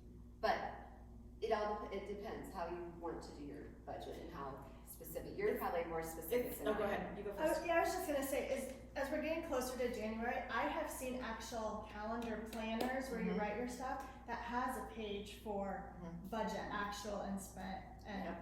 That's actually what I was gonna say. You really should do each month. Like you should have each month should be separate because like school pictures are in the fall and holidays. Christmas is December 25th every year. It's does a not surprise change. bill, yeah. And so each month, and so it is really helpful to do it each month separately, and then next year you'll pull up January or even right now. I can't tell you how many times I forgot to buy a budget for Halloween candy, and it doesn't sound like that much, but it's enough to blow a budget. It's enough to throw you off. It's like, oh, it's October, I gotta buy Halloween candy. And so then the next year you pull up October and you're like, oh yeah, I gotta have enough for the Halloween candy or whatever, Halloween party, whatever you do. Kids treats at schools, I don't know, do they still do that? Hopefully post-COVID they don't do it. And then what about the electronic ones? So nobody uses the electronic ones? Like Mint, you were talking about electronic ones. Mint.com is an electronic one, and Dave Ramsey has one, and I was standing here trying to think of it. Every dollar. I knew it had the word dollar in it. I was And like, those smart. are free. Are they good? They are. I've heard a lot of people like Mint. I've heard a lot of people like Every Dollar. If you want the Every Dollar to download into the account from your bank account, I think it's $100 a year fee. I use Quicken. I've used Quicken for 30 years. So we have all of our finances on Quicken for 30 years, and so I just can't get away from it. I think it's easy. It's $50 a year, and you can budget in it. Just keeping track of what you're spending your money on, like balancing. Who balances their checkbook? Who uses them? No. Checking account. Why are you checking Checking checkbook account. on, lady? Your checking account. It is still your checking account. You That's will funny. balance your checking That's funny. account. I can't even imagine. I know a lot of people don't do that. I still balance the accounts because people make mistakes, and also I just want to know where the money is going, and it does help you see. Wow, wow, we spent that much money on going out to eat. I think we could do better than that. Or, you know, if you don't have any idea where your money went, it is a hard starting point for a budget. I mean, you just have to start throwing some numbers in there and then see where you're at. And that's where the 3 months comes into play, that it takes a little bit to figure out, how much do I spend on groceries? How much do I spend on groceries if I meal plan? How much do I spend if I do the online? As we're starting to do a budget, so I used to, in my marriage, I used to track what we spent versus doing it. I would do a look Right. back versus Yeah. a forward look, you know, so we didn't really do budgets. Right. And he used to get all over my case for that. But anyway, if you have a way to look at that, that may help you set a budget. It Yeah. does. That's And a what lot of Which like bank account now, is a lot of times you can get on your bank account and, you know, It you got categorizes. online access, and sometimes it'll show you, like it'll, you know, sometimes there's a report you can run, sometimes they have it just up like a thing to click on, Groceries or- and it tells you, and it it does the best that it can to like allocate things sometimes, like, oh, this looks like entertainment, or this looks like whatever, and sometimes it's accurate, sometimes it's not, but it is a good place to start. And the nice thing about having the app on your phone is it's with you wherever you go, you know what I mean? So you can pull it up and be like, oh, I forgot that I already went out to eat 12 times this week. That's just from personal experience. And so maybe I shouldn't go, you know, say yes to my whatever, you know. And so you can look at it and be like, how much money do I have left and whatever. I never budgeted before Dave Ramsey, and I was the classic, you know, it would be payday Friday and today's Monday. I'd be like, oh my God, there's $150 in the checking account, Target. So I would go to Target and I would come home and I would be like, oh, forgot about gas. And I would say to my husband, do you need gas in your car before Friday? He'd be like, I think I do. I was like, oh. And then what do? Back to Target to eraser and stuff, because that was my life, just back and forth, constantly forgetting about something as basic as gasoline in a car to get you to work. And so it just takes out some of budgeting, just takes some of that out. So mint.com and every dollar. and then like I said, I think Quicken is a good thing. Everything, you know, your credit card is, you won't have credit cards. Okay, oh dear, that's credit cards, debit cards, anyway, it'll all download into that account and you categorize it, you know where your money went very quickly. So, and if you need any help setting up budgets, Penny or I would be happy to help you get started or try to help you get started on it. So, don't be afraid to reach out to us.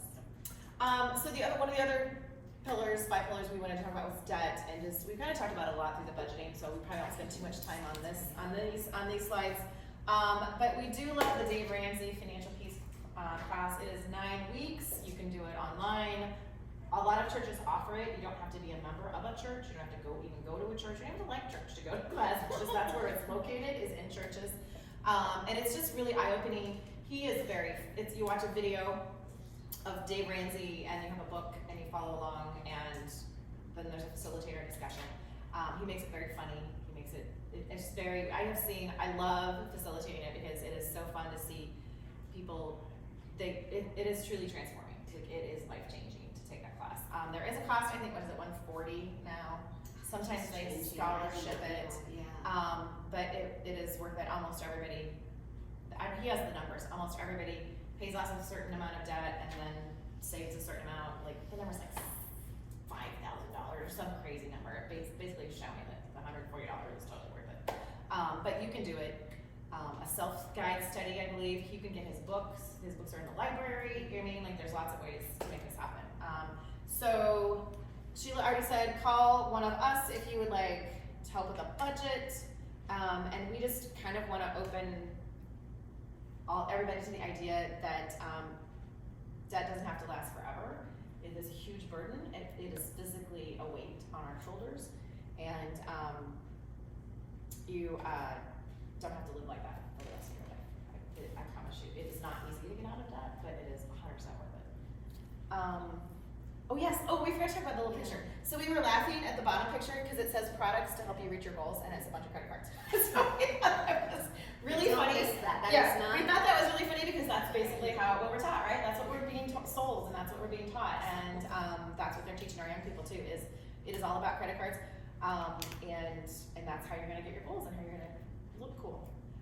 Okay, so the next one is drawing a line in the sand, and so this is something that my husband and I had to do because it was like it's just hard. It's not easy living a debt-free life. I just want to tell you that right now. I drive a 13-year-old car because I don't like car payments, and we had to emotionally draw a line in the sand and say we are not going to take on any more debt. And the nice thing about it is that when you take away that as an option, it starts to open up your creativity, and you start to think differently about how can I make this happen? How can I make this work? What can I do? Who do I know? What resources do I have available to me? And so if you are to that point where you're like, that's it, I'm sick of it, I'm gonna draw a line in the sand, it's very, very scary. And the culture of this country is gonna tell you that you're silly, that it's cheap money, credit's out there is cheap. Somebody just said that to my husband when his car got ruined and we had to put money to get a different one for him, and they're like, it's cheap money, why wouldn't you get it on credit? And it's hard because he has to stand there and say, well, that's not what we do. And they look at him like he's an idiot, and I'm sure as a man, he feels like an idiot, right? And he's like, I don't even know what to say. And so it's challenging, but it's absolutely worth it because we have freedom, we have choices. When you say debt-free, that means everything. Like, I'm thinking like, you know, I own a home. Yep. Dave Ramsey, that's a really good point. Dave Ramsey, and I kind of follow that too, has 2 categories. Okay, Everything but the house. gotcha. And then after you do everything but the house is kind of the first goal. Emergency fund is kind of a second goal. Setting up, paying, retirement savings is kind of the third goal. And then the very last goal at the end is getting that house paid off. And having that, even the freedom of having that house paid So off. there's like levels of debt priority. Yep, there's, yes, absolutely. Isn't number one Baby saving steps. $1,000? Yep, here's the baby steps. Yep. Yeah. Yep, very good. It's a $1,000 baby emergency fund, so that way when, the kid falls off the swing set, we have to go to the doctor, and there's a cast, and we got co-pays, I'm not dipping into the credit card for that. And then it's debt smallest to largest, which is the next. Thank you, Julie, for that. Right to the next slide. Then it's listing debt smallest to the largest, which might mathematically not be the best way to pay off your money, but emotionally, this is about behavior change. Emotionally, when you pay off your lowest debt, you have a sense of accomplishment like that, and then you take all that money and you apply it to the next highest debt, and then you take all that money and apply it to the next highest debt, making minimum payments on everything, and piling as much money as you can into that lowest, smallest debt, and then bam, that's out of your life, and then you take all that money, minimum payments on everything again, the next highest, and then you knock that out, bam, and it's see how it rolls over like a snowball. It starts to increase and increase. The reason is, like I said, it's just a behavior. It's a sense of accomplishment. It helps keep you motivated. If your highest interest rate is a $30,000 loan, it's going to take you forever to get that paid off. It's going to feel like an eternity. This sweet 29-year-old gal, she could be my kid, so that's why I keep calling her like a kid. She is got $2,000 on a Chase loan, and she's paying $70 a month. And I'm like, this will take you 3 years to pay this off at $70 a month. And that's simple math. This is not anything that you guys can all calculate. But to sit there and tell her 3 years and it's only $2,000, is that what you want to do? Right? Is that what you're signing up for? That's not our only debt, sadly. But just that little, $2,000 doesn't sound like that much money, right? But if she's only paying $70 a month, it's going to take her 3 years. Well, and it's the weight on our shoulders for the entire 3 years versus, maybe a year, and then. Yep. I think the other thing is cutting it up. So that's one thing, I guess, as I'm looking at Luke, just to share with you guys who have kids that age, I would say the biggest thing my parents taught me was if I could not make a credit card payment at the end of the month, to cut it up, pay it off, and then not get another one. And that's honestly, when I've seen kids in college and everything, like that's just what I live by. And so I would encourage to share that with your kids and then get that credit card debt gone for you guys. I mean, yeah, because it's so easy. And I cut 2 cards up because I couldn't make the payment. Yeah. In my life. Yeah. And that's kind of what we, I totally lost my train of thought. I have an example on that. Well, about how you plan on, or even the people that do the 90-day stimulus cash for furniture. And you think, well, okay, I'm gonna pay it off in 90 days. I have a plan, I've got the money, the income, it will work. And then they lose their job. Yeah. The one gal got in a car accident. She's like, oh, I'm a preschool teacher, and my income will start again in September, so she took out a 90-day stimulus cash to buy a 90-day or a washer and dryer. Got in a car accident and couldn't work.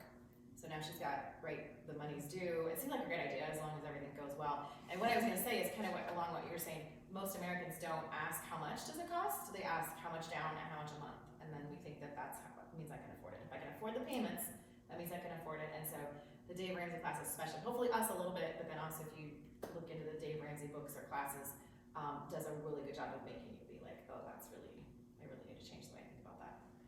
Can you, I mean, because the assumptions can be made, so this, you know, but just to help connect the dots, because Yeah. when you're saying things like, you know, 90 days, same as cash, and why, you know, while that's not good, and some of these other things that have been said, can you speak to, again, it might be assumed by everybody here and crystal clear, but just like, so if you're saying not to do that, and you're saying what is better is to do what? Have a budget, have a plan, and get out of Wait. Wait. That's what I wanted to hear. Oh, yeah. So Yeah. if you can't do it, if you're saying not to do 90 days, same as cash, or some of these other things, then go without. If you don't have the money to pay for it, if you don't have the money to pay for it, then, I mean, obviously, you know, we're not talking about medical bills, right? We're not talking about the four walls, Right. right? You wanna go to the doctor, right? Go to the doctor. But, yeah, if you can't afford a new washer and dryer, and paying cash for it, or whatever it is that you need, then there needs to be some delayed gratification. And I understand, going to a laundromat stinks, but So I'm we've all also- had to do that, I'm sure, we've all done that. I'm gonna throw in, so a couple of years ago, I changed my mentality, and I do a lot of swap, Facebook or Craigslist shopping. Like, I got a brand new reclining leather sofa, you know, I got it for $300.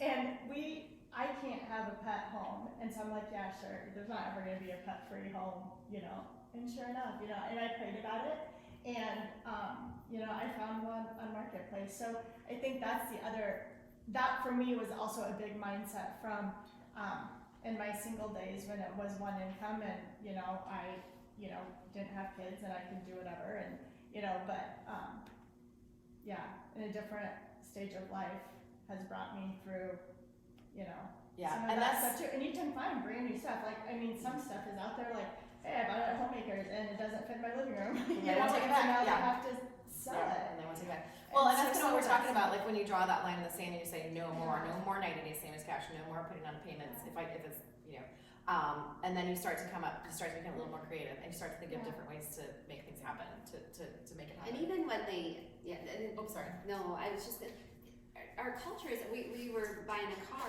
with the last two cars we bought, I mean, we got benefit, we had to take out the loan in order to save $1,000 or $500 on the purchase of that car. But we didn't want to take out a loan, because we had the cash, we wanted to just pay for it. But no, we had to go through the paperwork of two in a loan, paying it off that, you know, next month or whatever. So it's crazy how Yeah. much our society, look, you think, you're like, what's the cash discount? Yeah. I'm gonna have cash. I have cash in my hand. Shouldn't That that happened to me be with a washer and more- dryer at Sears, when it was still Sears, and I was like, I have money in my hands, I'm going to give it to you.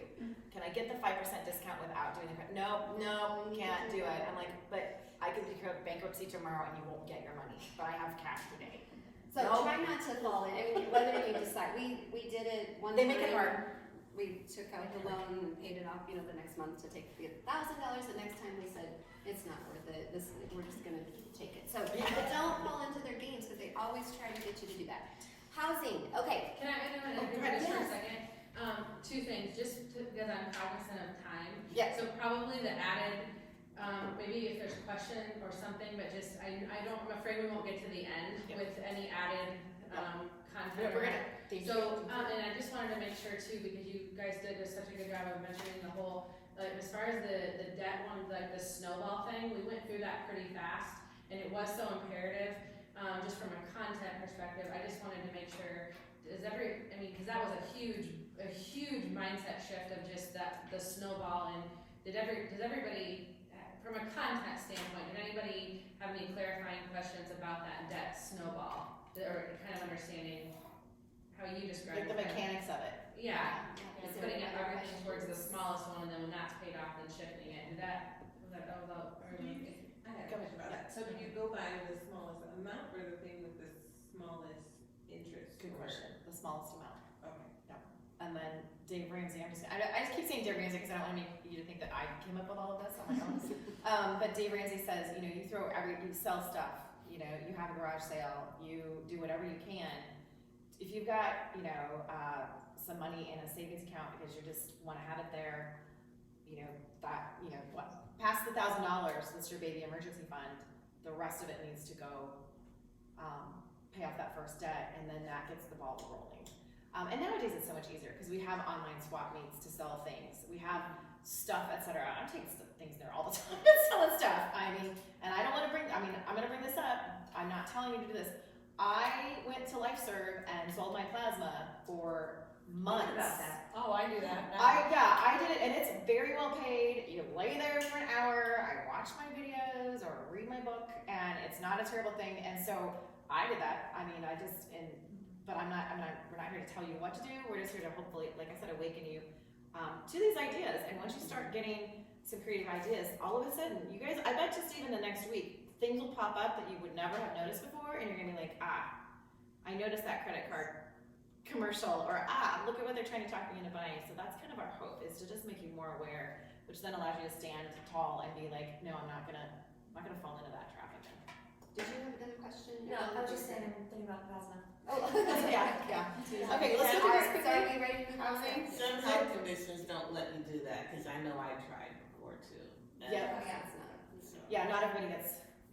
So housing, we've covered this, you know, quite a bit.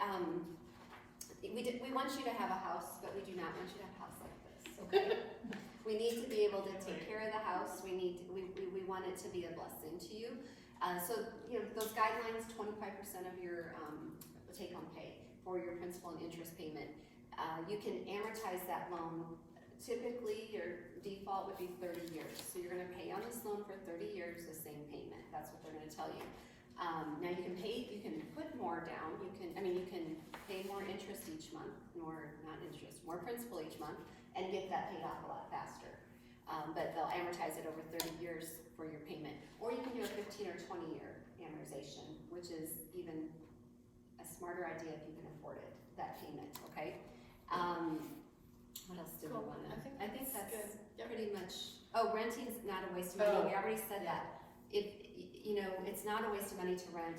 You need a fully funded emergency fund.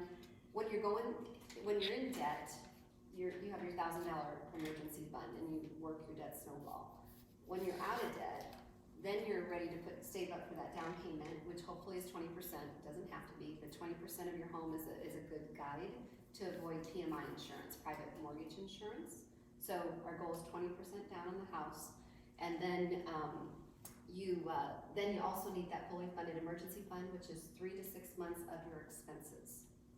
So not 3 to 6 months of your salary, but 3 to 6 months of your absolute expenses that you'd have to pay if you didn't have income. And if you have those things set up, your house should be a blessing. Okay. Any questions on housing? Is it necessary to have a house? I mean, do you feel like more people now? I don't own a home. And she started saying that. Thank you for bringing that up. No, you don't have to own. It's a good way to build money because it grows in value, and blah, blah, blah. It's also a good way to lose a lot of money. It's a good way to, you know, how the HVAC goes out, now it's $11,000. I mean, it takes money to own a house. It does. It's probably more so when you're thinking about retirement, where are you gonna live? If you don't have money coming in to pay your rent, you know, if you are thinking of retiring and you pay off your home before you retire, you know, Then you've got that's your it. property taxes Yeah. and insurance you gotta cover, but you don't have that monthly mortgage payment, okay? They You can't have a take it. place to live. So you'll have to have a plan for that, okay? No, renting is not, and there's more options now, and it's a great thing to do, and it buys you patience, right? Because you know, I just don't like the culture here that's like, get a house, get a house, get a house, get a house. Like that's all we hear. Get a house, get a house. You're not a home. Oh my gosh, you're throwing all that money away. No, you're not. You have a place to live. It's fine. You're not gonna be destitute in retirement because you're renting. I promise. Oops, sorry. Insurance. We have to talk insurance because that's my background, and I love insurance so much, even though it's boring. So I don't know if you can see this, but it's a pyramid, and the bottom of it is your. I can't even read that. Sorry, I look at the screen. Yeah, it's actually kind of I can't even read it on here. I gotta get my glasses on. income, loss, I got disability. The little yellow one is, covering your risk, early death, medical expenses, disability, those kind of things. So that's the insurance piece. And then we look at saving for goals, and then we look at creating wealth. So this is the pyramid. So if you take away the bottom layer, or if it collapses, the whole thing falls apart. And so it doesn't do any good to save for retirement if you if you have not all your insurance needs covered, okay? Because it can take you out. I have a friend who, I quoted her, she had a townhome, quoted her policy. She was very concerned, did not want to have any obligations, so I did it for her. I was like, we'll just see. The number I came back with that she would need to replace her townhome if it was a total loss was $210,000, and she had it insured for $75,000 because she set it up 30 years ago and never looked at it again. Now, that's very, very scary to me because she's in retirement, working at Trader Joe's, and I'm like, is it likely that her house will have a total loss? Not very likely, but if it happens, it's total devastation for her financial situation. Total devastation. And to her credit, she had an agent, and really it's on him, because he should have been paying attention and asking her and talking to her and meeting with her at least yearly. That didn't happen, but sadly, she's the only one that's left standing holding the bill and the consequences if that were to happen. So you need to check it, you need to know what you're doing. State minimums are out there, people are underinsured, it's very, very scary, the numbers. Be very careful, talk to somebody. I know you can go out online and do it yourself. Don't do that. And what kind of insurance are you talking about? Car, home and auto. Everything. Home and auto for sure minimum, because most people think that they can just go online and do those, and then they don't realize that they're a walking potential. Yeah, don't, I mean, every 3 devastation. years to revisit your insurance is an absolute, that would be. I would do it yearly, yeah, I would do it yearly. And then, life insurance is the next thing. Presumably, we all have children that need to be taken care of if something happens to us. That's a minimum. And then some of the other disability, those kind of things. I don't know that we have time for the college savings stuff, because we only have like 6 minutes left. But That's You just take the time, and if you have to leave. if you okay, can't that's a good leave, idea. you Okay, just good. take the time. Okay, perfect. Yeah, I got nothing going on. Yeah, I just gotta be perfect later. awesome. So, zero student loans, is I have one question. Oh, about yeah, insurance, I'm sorry. yeah. How important is it for us to have like AFLAC or something like that? Disability. You need to have all the other stuff first. Aflac is not disability, it's additional Or disability insurance. Yeah, like supplemental. it's extra insurance to pay for the other insurance. So if you don't have an emergency fund, it might be a good choice because it might pay for some of those things that, but the idea would be get an emergency fund so then you don't have to have that insurance. My little 29-year-old has got accident insurance and she's gonna keep it because she has no money. She doesn't even have room on a credit card to put anything. And so she's gonna keep it because that's one of the things I did. I was like, why are you paying for hospital indemnity insurance? Do you really need that? And some of those insurances are gimmicky. And so, sorry, I can't give you like a more Is that what's in-depth called answer. hospital But indemnity. She has hospital indemnity, which just basically is like, oh, we'll give you the check instead of paying the insurance company, and we can pay for the deductibles and those kind of things. If you have an HSA that has enough money in it that's well funded, or if you have an emergency fund that you can cover that. Some of them are gimmicky. Anything accidental death and dismemberment, gimmicky. Anything that says cancer insurance, gimmicky. Those stuff pay for things that your insurance already pays for. Right. The only thing about Aflac is it's supplemental, and so it could potentially pay for deductibles, lost wages, those kind of things, potentially. Does that help at all? Yes, it does. So yeah, that you gotta be careful because they're gonna, and I can't, I'm not, can't. You gotta stop her now. I gotta stop. She doesn't have any Stop. insurance And I just questions. feel like, I'm sorry, I know we're not supposed to keep saying things. No. But it's fine. I feel like That's the fine. We're all audience, we feel more vulnerable than the normal person I would feel because we are a single female. And I Yep. feel like these gimmicks, like, should I do that? And who's gonna tell me no or yes? Right. Or, And the gimmicks so- aren't gonna, the gimmicky insurance, I mean, this gal, the hospital indemnity is $580 every pay period, which is every 2 weeks. Not gonna make or break her life. The accident insurance is 10 something every, not life changing.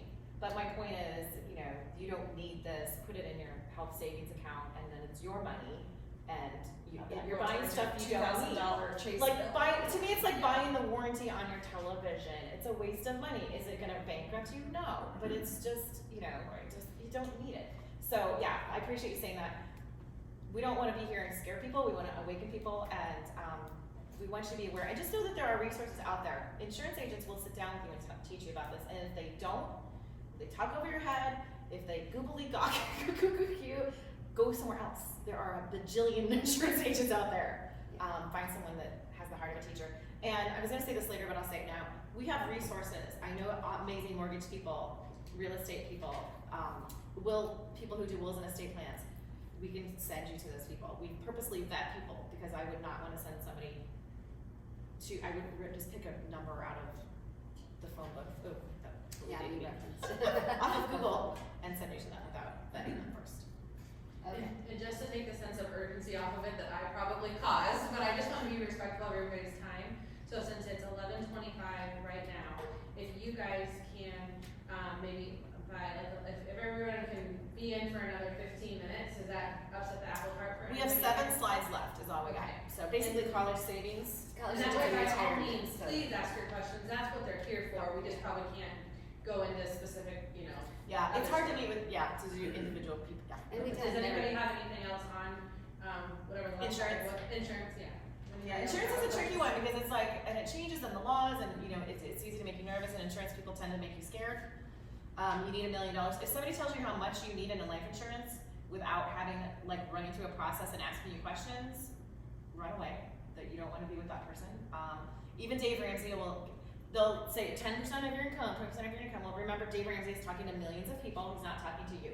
He doesn't know what you need, he doesn't know what you want, he doesn't know your situation. So those guidelines are just to wake people up and say, oh my gosh, I only have 1% of my income covered for insurance, I might need to look into this, so. All right, we'll move on to college savings and student loans. 0 student loans, is it possible or impossible? Like climbing that mountain? That would be impossible to me, but 0 student loans is possible. I know that. We've sent 2 of our kids to college. One just graduated, one is in college, and we've got one more left. We started back when they were born, and we started investing in a 529 account. If you can do that, if you can teach your kids to do that, whatever, that's the easiest way. You start young, the time value of money, it's very easy. Iowa has a wonderful 529 account plan, a college savings Iowa. You get a tax deduction on your Iowa tax return for up to $3,700. It changes, so it's $3,700 or $3,900 per child per year. If you put that much in, up to that amount, can be a benefit on your taxes. You can save. They're encouraging you to put away some money. So if you're in a position that you have income that's not going to debt, you can help, put money away for your students' college. But that is not a requirement. Remember, retirement that has to start first. Penny will talk about the retirement, how you start planning for that. But to stay out of the clause of the student debt, school choice is number one. Number one. Like the state colleges, like Julie mentioned, are not that expensive. They're fairly reasonable here in Iowa.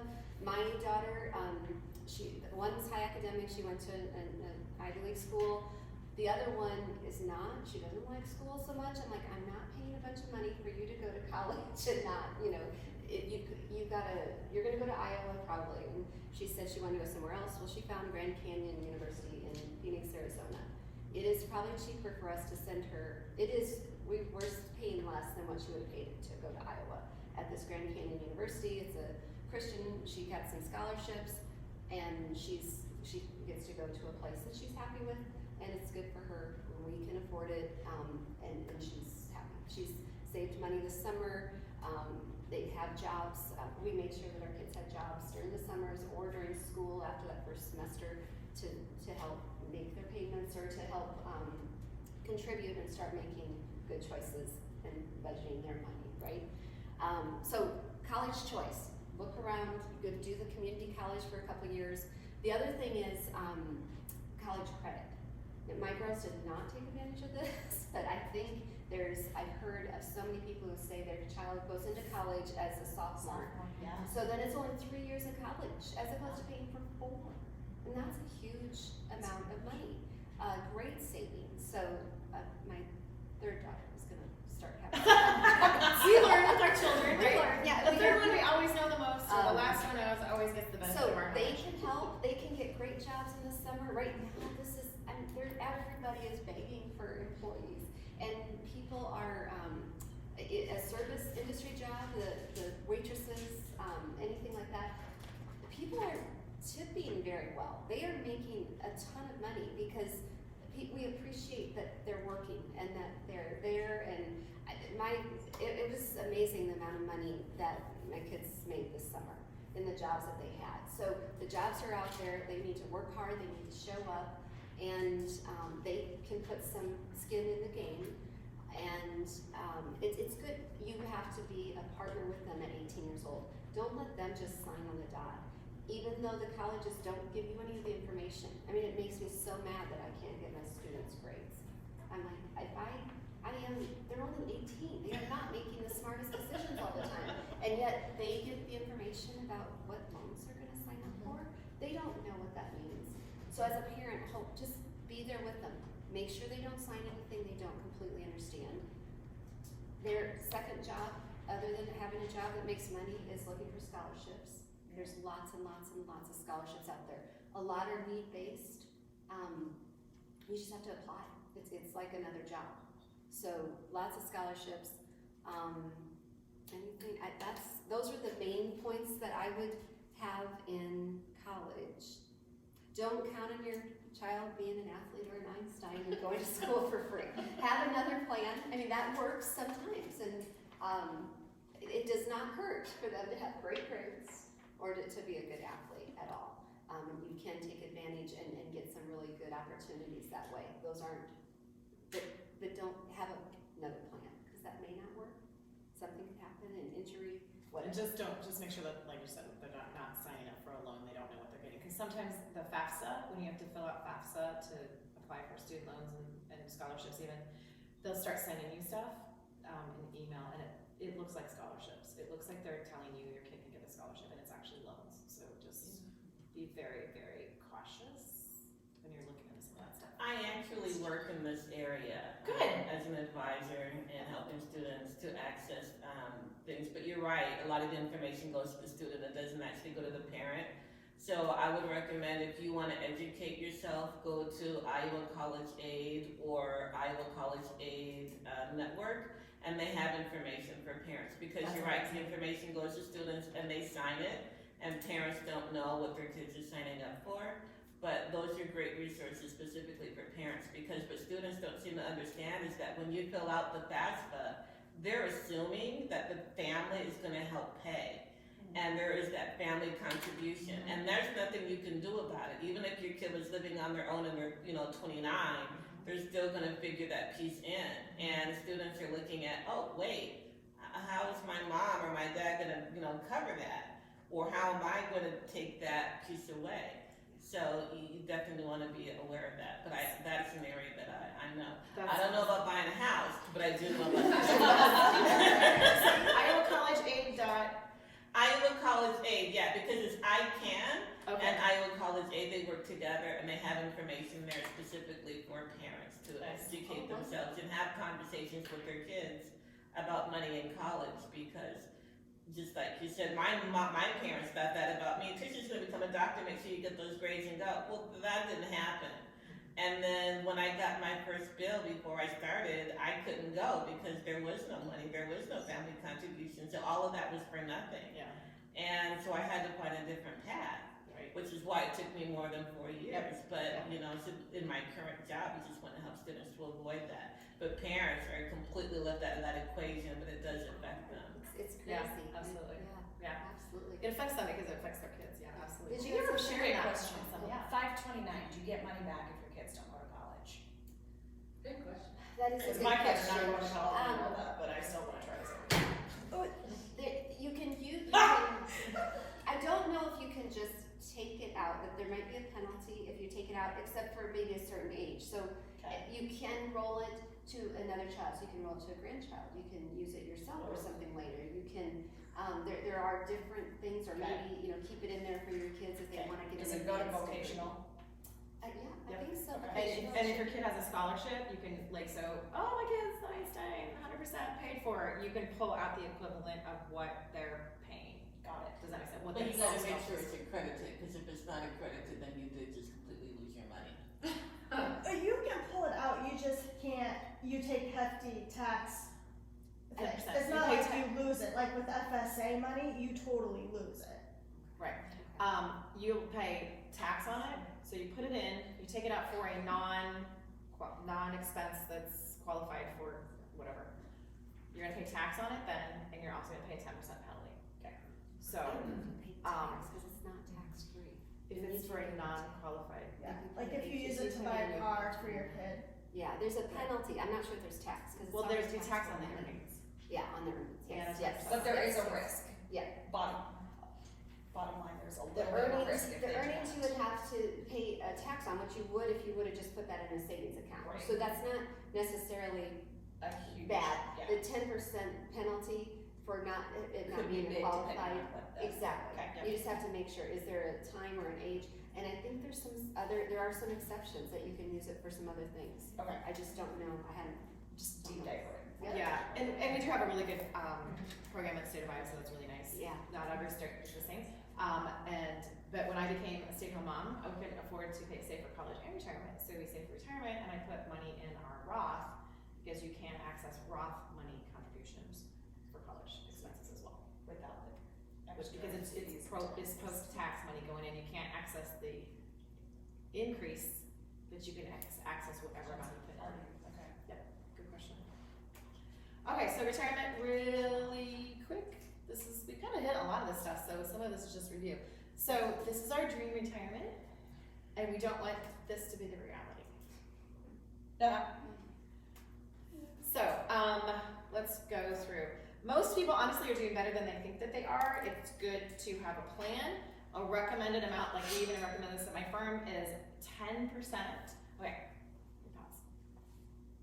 I don't want to be confusing because we talk about college savings and we talk about debt and we have to talk about this order. This is when you're ready to invest in college, in retirement. Does that make sense? So if you've got a ton of debt, you might want to make that your first priority, but this is just information for when you get to that point. So a good amount is 10%. So if you have a match at your work, plus whatever you're putting in, get to 10%. Dave Ramsey's gonna tell you 15% of your gross income, which is an even better number. But I don't want you to feel overwhelmed if you can't get to that. And then one idea that I did for years when I was working, every time I got a raise, I upped my percentage that I was giving to incrementally, make that percentage higher. We can talk about Roths, we can talk about non-Roths, we can talk about pre-tax. All of that is very valuable. Roth just means that you pay tax on the money, and then you put it in the account, and then it grows. And then when you take it out, you don't pay any taxes on it at all.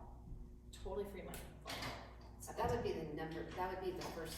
That's a really good way to do it. Well, and then there's the pre-tax, where I put my money in before I pay taxes on it, and then it grows tax-free, tax-deferred, and then when I get to retirement, I take it out and I pay tax at that time.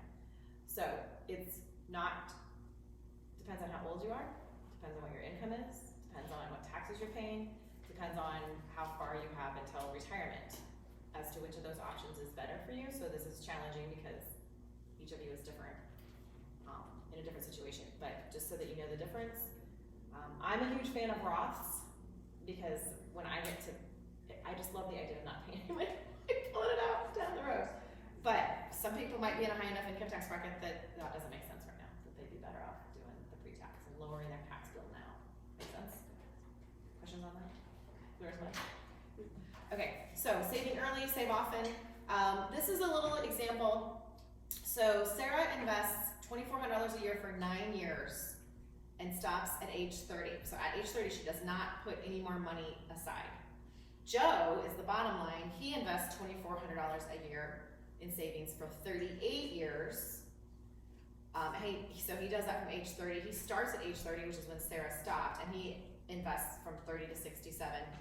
Sarah's investment, if you look at this line on the right-hand side, Sarah's only putting in $21,600 over 9 years, and her investment goes to $2.5 million. But Joe, over his 38 years, invests $91,200 in total, and he doesn't catch up with her. He's at 1.4 million. This is what we talk about with the time value of money, why it's important to invest early. So the best day to start investing for retirement was yesterday. The second best day is today. So, but as I've said, this can be be misleading, because now we're talking about go invest in retirement, go invest in retirement, where earlier we said, get out of debt, and you might be feeling like overwhelmed. It is steps, it's baby steps. Think about the Get debt. out of debt first, then Emergency then funds. start the retirement. Okay, so, does anybody have anything they're gonna do this week after this conversation? Any action items that you are going to do? Anyone have any ideas? We wanna hold you accountable. What you could go do this week from what you learned today? Write a budget. A budget. Good, Love budget, it. yes. And what are you gonna do? Are you gonna do a Budget. spreadsheet? You're gonna look at some of the apps? The spreadsheet thing, I don't know. Actually, the budget also, I feel like there's so many things that I forget about that I don't include, like the little trip to get a soda pop, or, you know, or the kid wants extra snow or something, you know, like. Yeah. And maybe Dave Ramsey talks about the envelope system. For some things that you just take cash. So you say, okay, $50 of cash for those incidentals. When that's gone, the envelope, then we don't get any more incidentals that month. Okay. It might be something that you can try if that works good for you. We call it blow money at our house, so you get blow money and you don't have to answer, this is what I get, and not have to answer to anybody about where I spent it. It could be stupid stuff, right? And so we call it blow money, and how much blow money you get is totally up to you. Yeah. And you start at a number and you're like, have way left over, well, maybe it's too, or you look, once you get it all down, you're like, oh, this is ridiculous, I'm spending how much on my hair? But I'm not saving for retirement, like, then stuff starts to be like, oh, maybe my priorities are a little out of whack. So we got one person working on a budget. What else? Jess, Anyone doing a else? budget, what else is everybody doing? 529. Yeah. I feel like, what is my problem? Why What haven't is I done Oh, I that? did the 529. I haven't been doing that. I didn't That's know. okay. I didn't know. But now you're So gonna start start. doing that. You're gonna start. Yes, 529. And anyone can start at 529 for your child too. So you've got to figure it to see. Well, and the way that it Anyone works is can it's start your account, but then they're the beneficiary of it, and so then, you know what I mean, so that way they aren't getting at that money when they turn 18, like it's not their money. one. Yeah, Yeah, that's I should have been. I didn't know. That's awesome. Move it around, yeah. So 529, we're gonna have budget. What else? Anyone? One commitment. I'm gonna work on a budget, like actually putting it on paper. Paper budgets. I'm gonna review my insurance. Should we do a spreadsheet class next so we can do budget on I a think- spreadsheet? Insurance. That makes me very happy. I actually think, Sheila, a budget class would be helpful. I mean, like, you know, to talk through like Christmas planning or birthday planning or those incidentals or what is accurate, you know, is it accurate? You know, we have 20% for a house or whatever, but right. And I wanted to speak to that too. So we even had conversations of how this would be the starting point workshop, but there, as they spoke to, well, we could have a whole 2-hour thing on buying a house. Or insurance. Or budgeting, or all these different things. So we will have subsequent, workshops on more tailored, or, just to be able to fully unpack some of these topics. Similar to when we had an estate and will planning. When we held that one, the first one was this high level overview. The second one we had, they could really dive deep down, but that has to kind of be a starting point. Yeah, so, but that's a great. Yeah, and I think budget's an appropriate first one, because it Yeah. kind of everything kind of lives and dies by the budget, because you don't know how much money you have to save until you know what's going on. But I'm also gonna say that everybody here is responsible to bring somebody, because let's just be honest, money is not that exciting. But it's one of those things that we all know we can grow in our knowledge and how we're handling it and all these things, but it takes a lot to show up to okay, I gotta be reminded what I already am supposed to be doing and I'm not doing, or I'm doing this, Yeah. but there's tons of value in it, so. Yeah, hopefully you didn't feel like you're beat up. That's the whole point of having it be in a big group, is it's like we're all in the same boat. That's kind of what with the statistics. We're not alone. We're all struggling with this. We're all trying to do the best that we can with what we got to work with. Doing like a budget more of a whole month, more maybe an hour, but then 30-minute touch points on Zoom, because we could hold each other accountable. We wouldn't have to know each other's numbers, but to hold each other accountable to say, in it together. I would find that helpful. Yeah. So anything that you guys wanna wrap up with? Mainly, look for resources. I'm happy to help. Penny's happy to help. Reach out to us either, an email. I don't know if we shared our Oh, I have. emails You or have it on contacts. file. Okay, say, and I have Danny's cards too. On there. Isn't that, that's my fault. That was really Okay, so stupid. what we can do That was is really stupid. stupid. I'm gonna just join you up here. Okay. So, yeah, what we'll do as a follow-up to this, if you guys are okay, we can kind of chat with this afterwards too, and then we can get out your information, to anybody who signed up for the workshop so that they have Perfect. access to That's be my able bad. I to should have ask done that. additional questions. And then I know you have announcements, if any of you are in other groups that think that this would be like a cool workshop for other groups, church groups, small groups, things at work, we would love, we're gonna take this on the road. We just wanna do this more. We wanna do this a lot more. And- Especially if it was helpful, so yeah, we'll be looking for, hopefully it wasn't us preaching at you, we wanted it interactive. Because we do know, we love finances, and we talk about this all day, but, a lot of people that we know are just like, that's so boring, and I don't wanna do it, so hopefully you were not bored. I was not bored. You guys were not only very knowledgeable, but you have a lot of personality and life and care in it, and that made it really fun. So let's just say thank you for that. So I do have just a couple things, and then we'll scowl. But the first thing I wanted to say it was Jackie. She brought something up or touched on something that I know can hit the hearts of all of us to some level of degree, but of the comparison, especially if the other parent is involved in your kiddo's life, and some that is the case and some it isn't.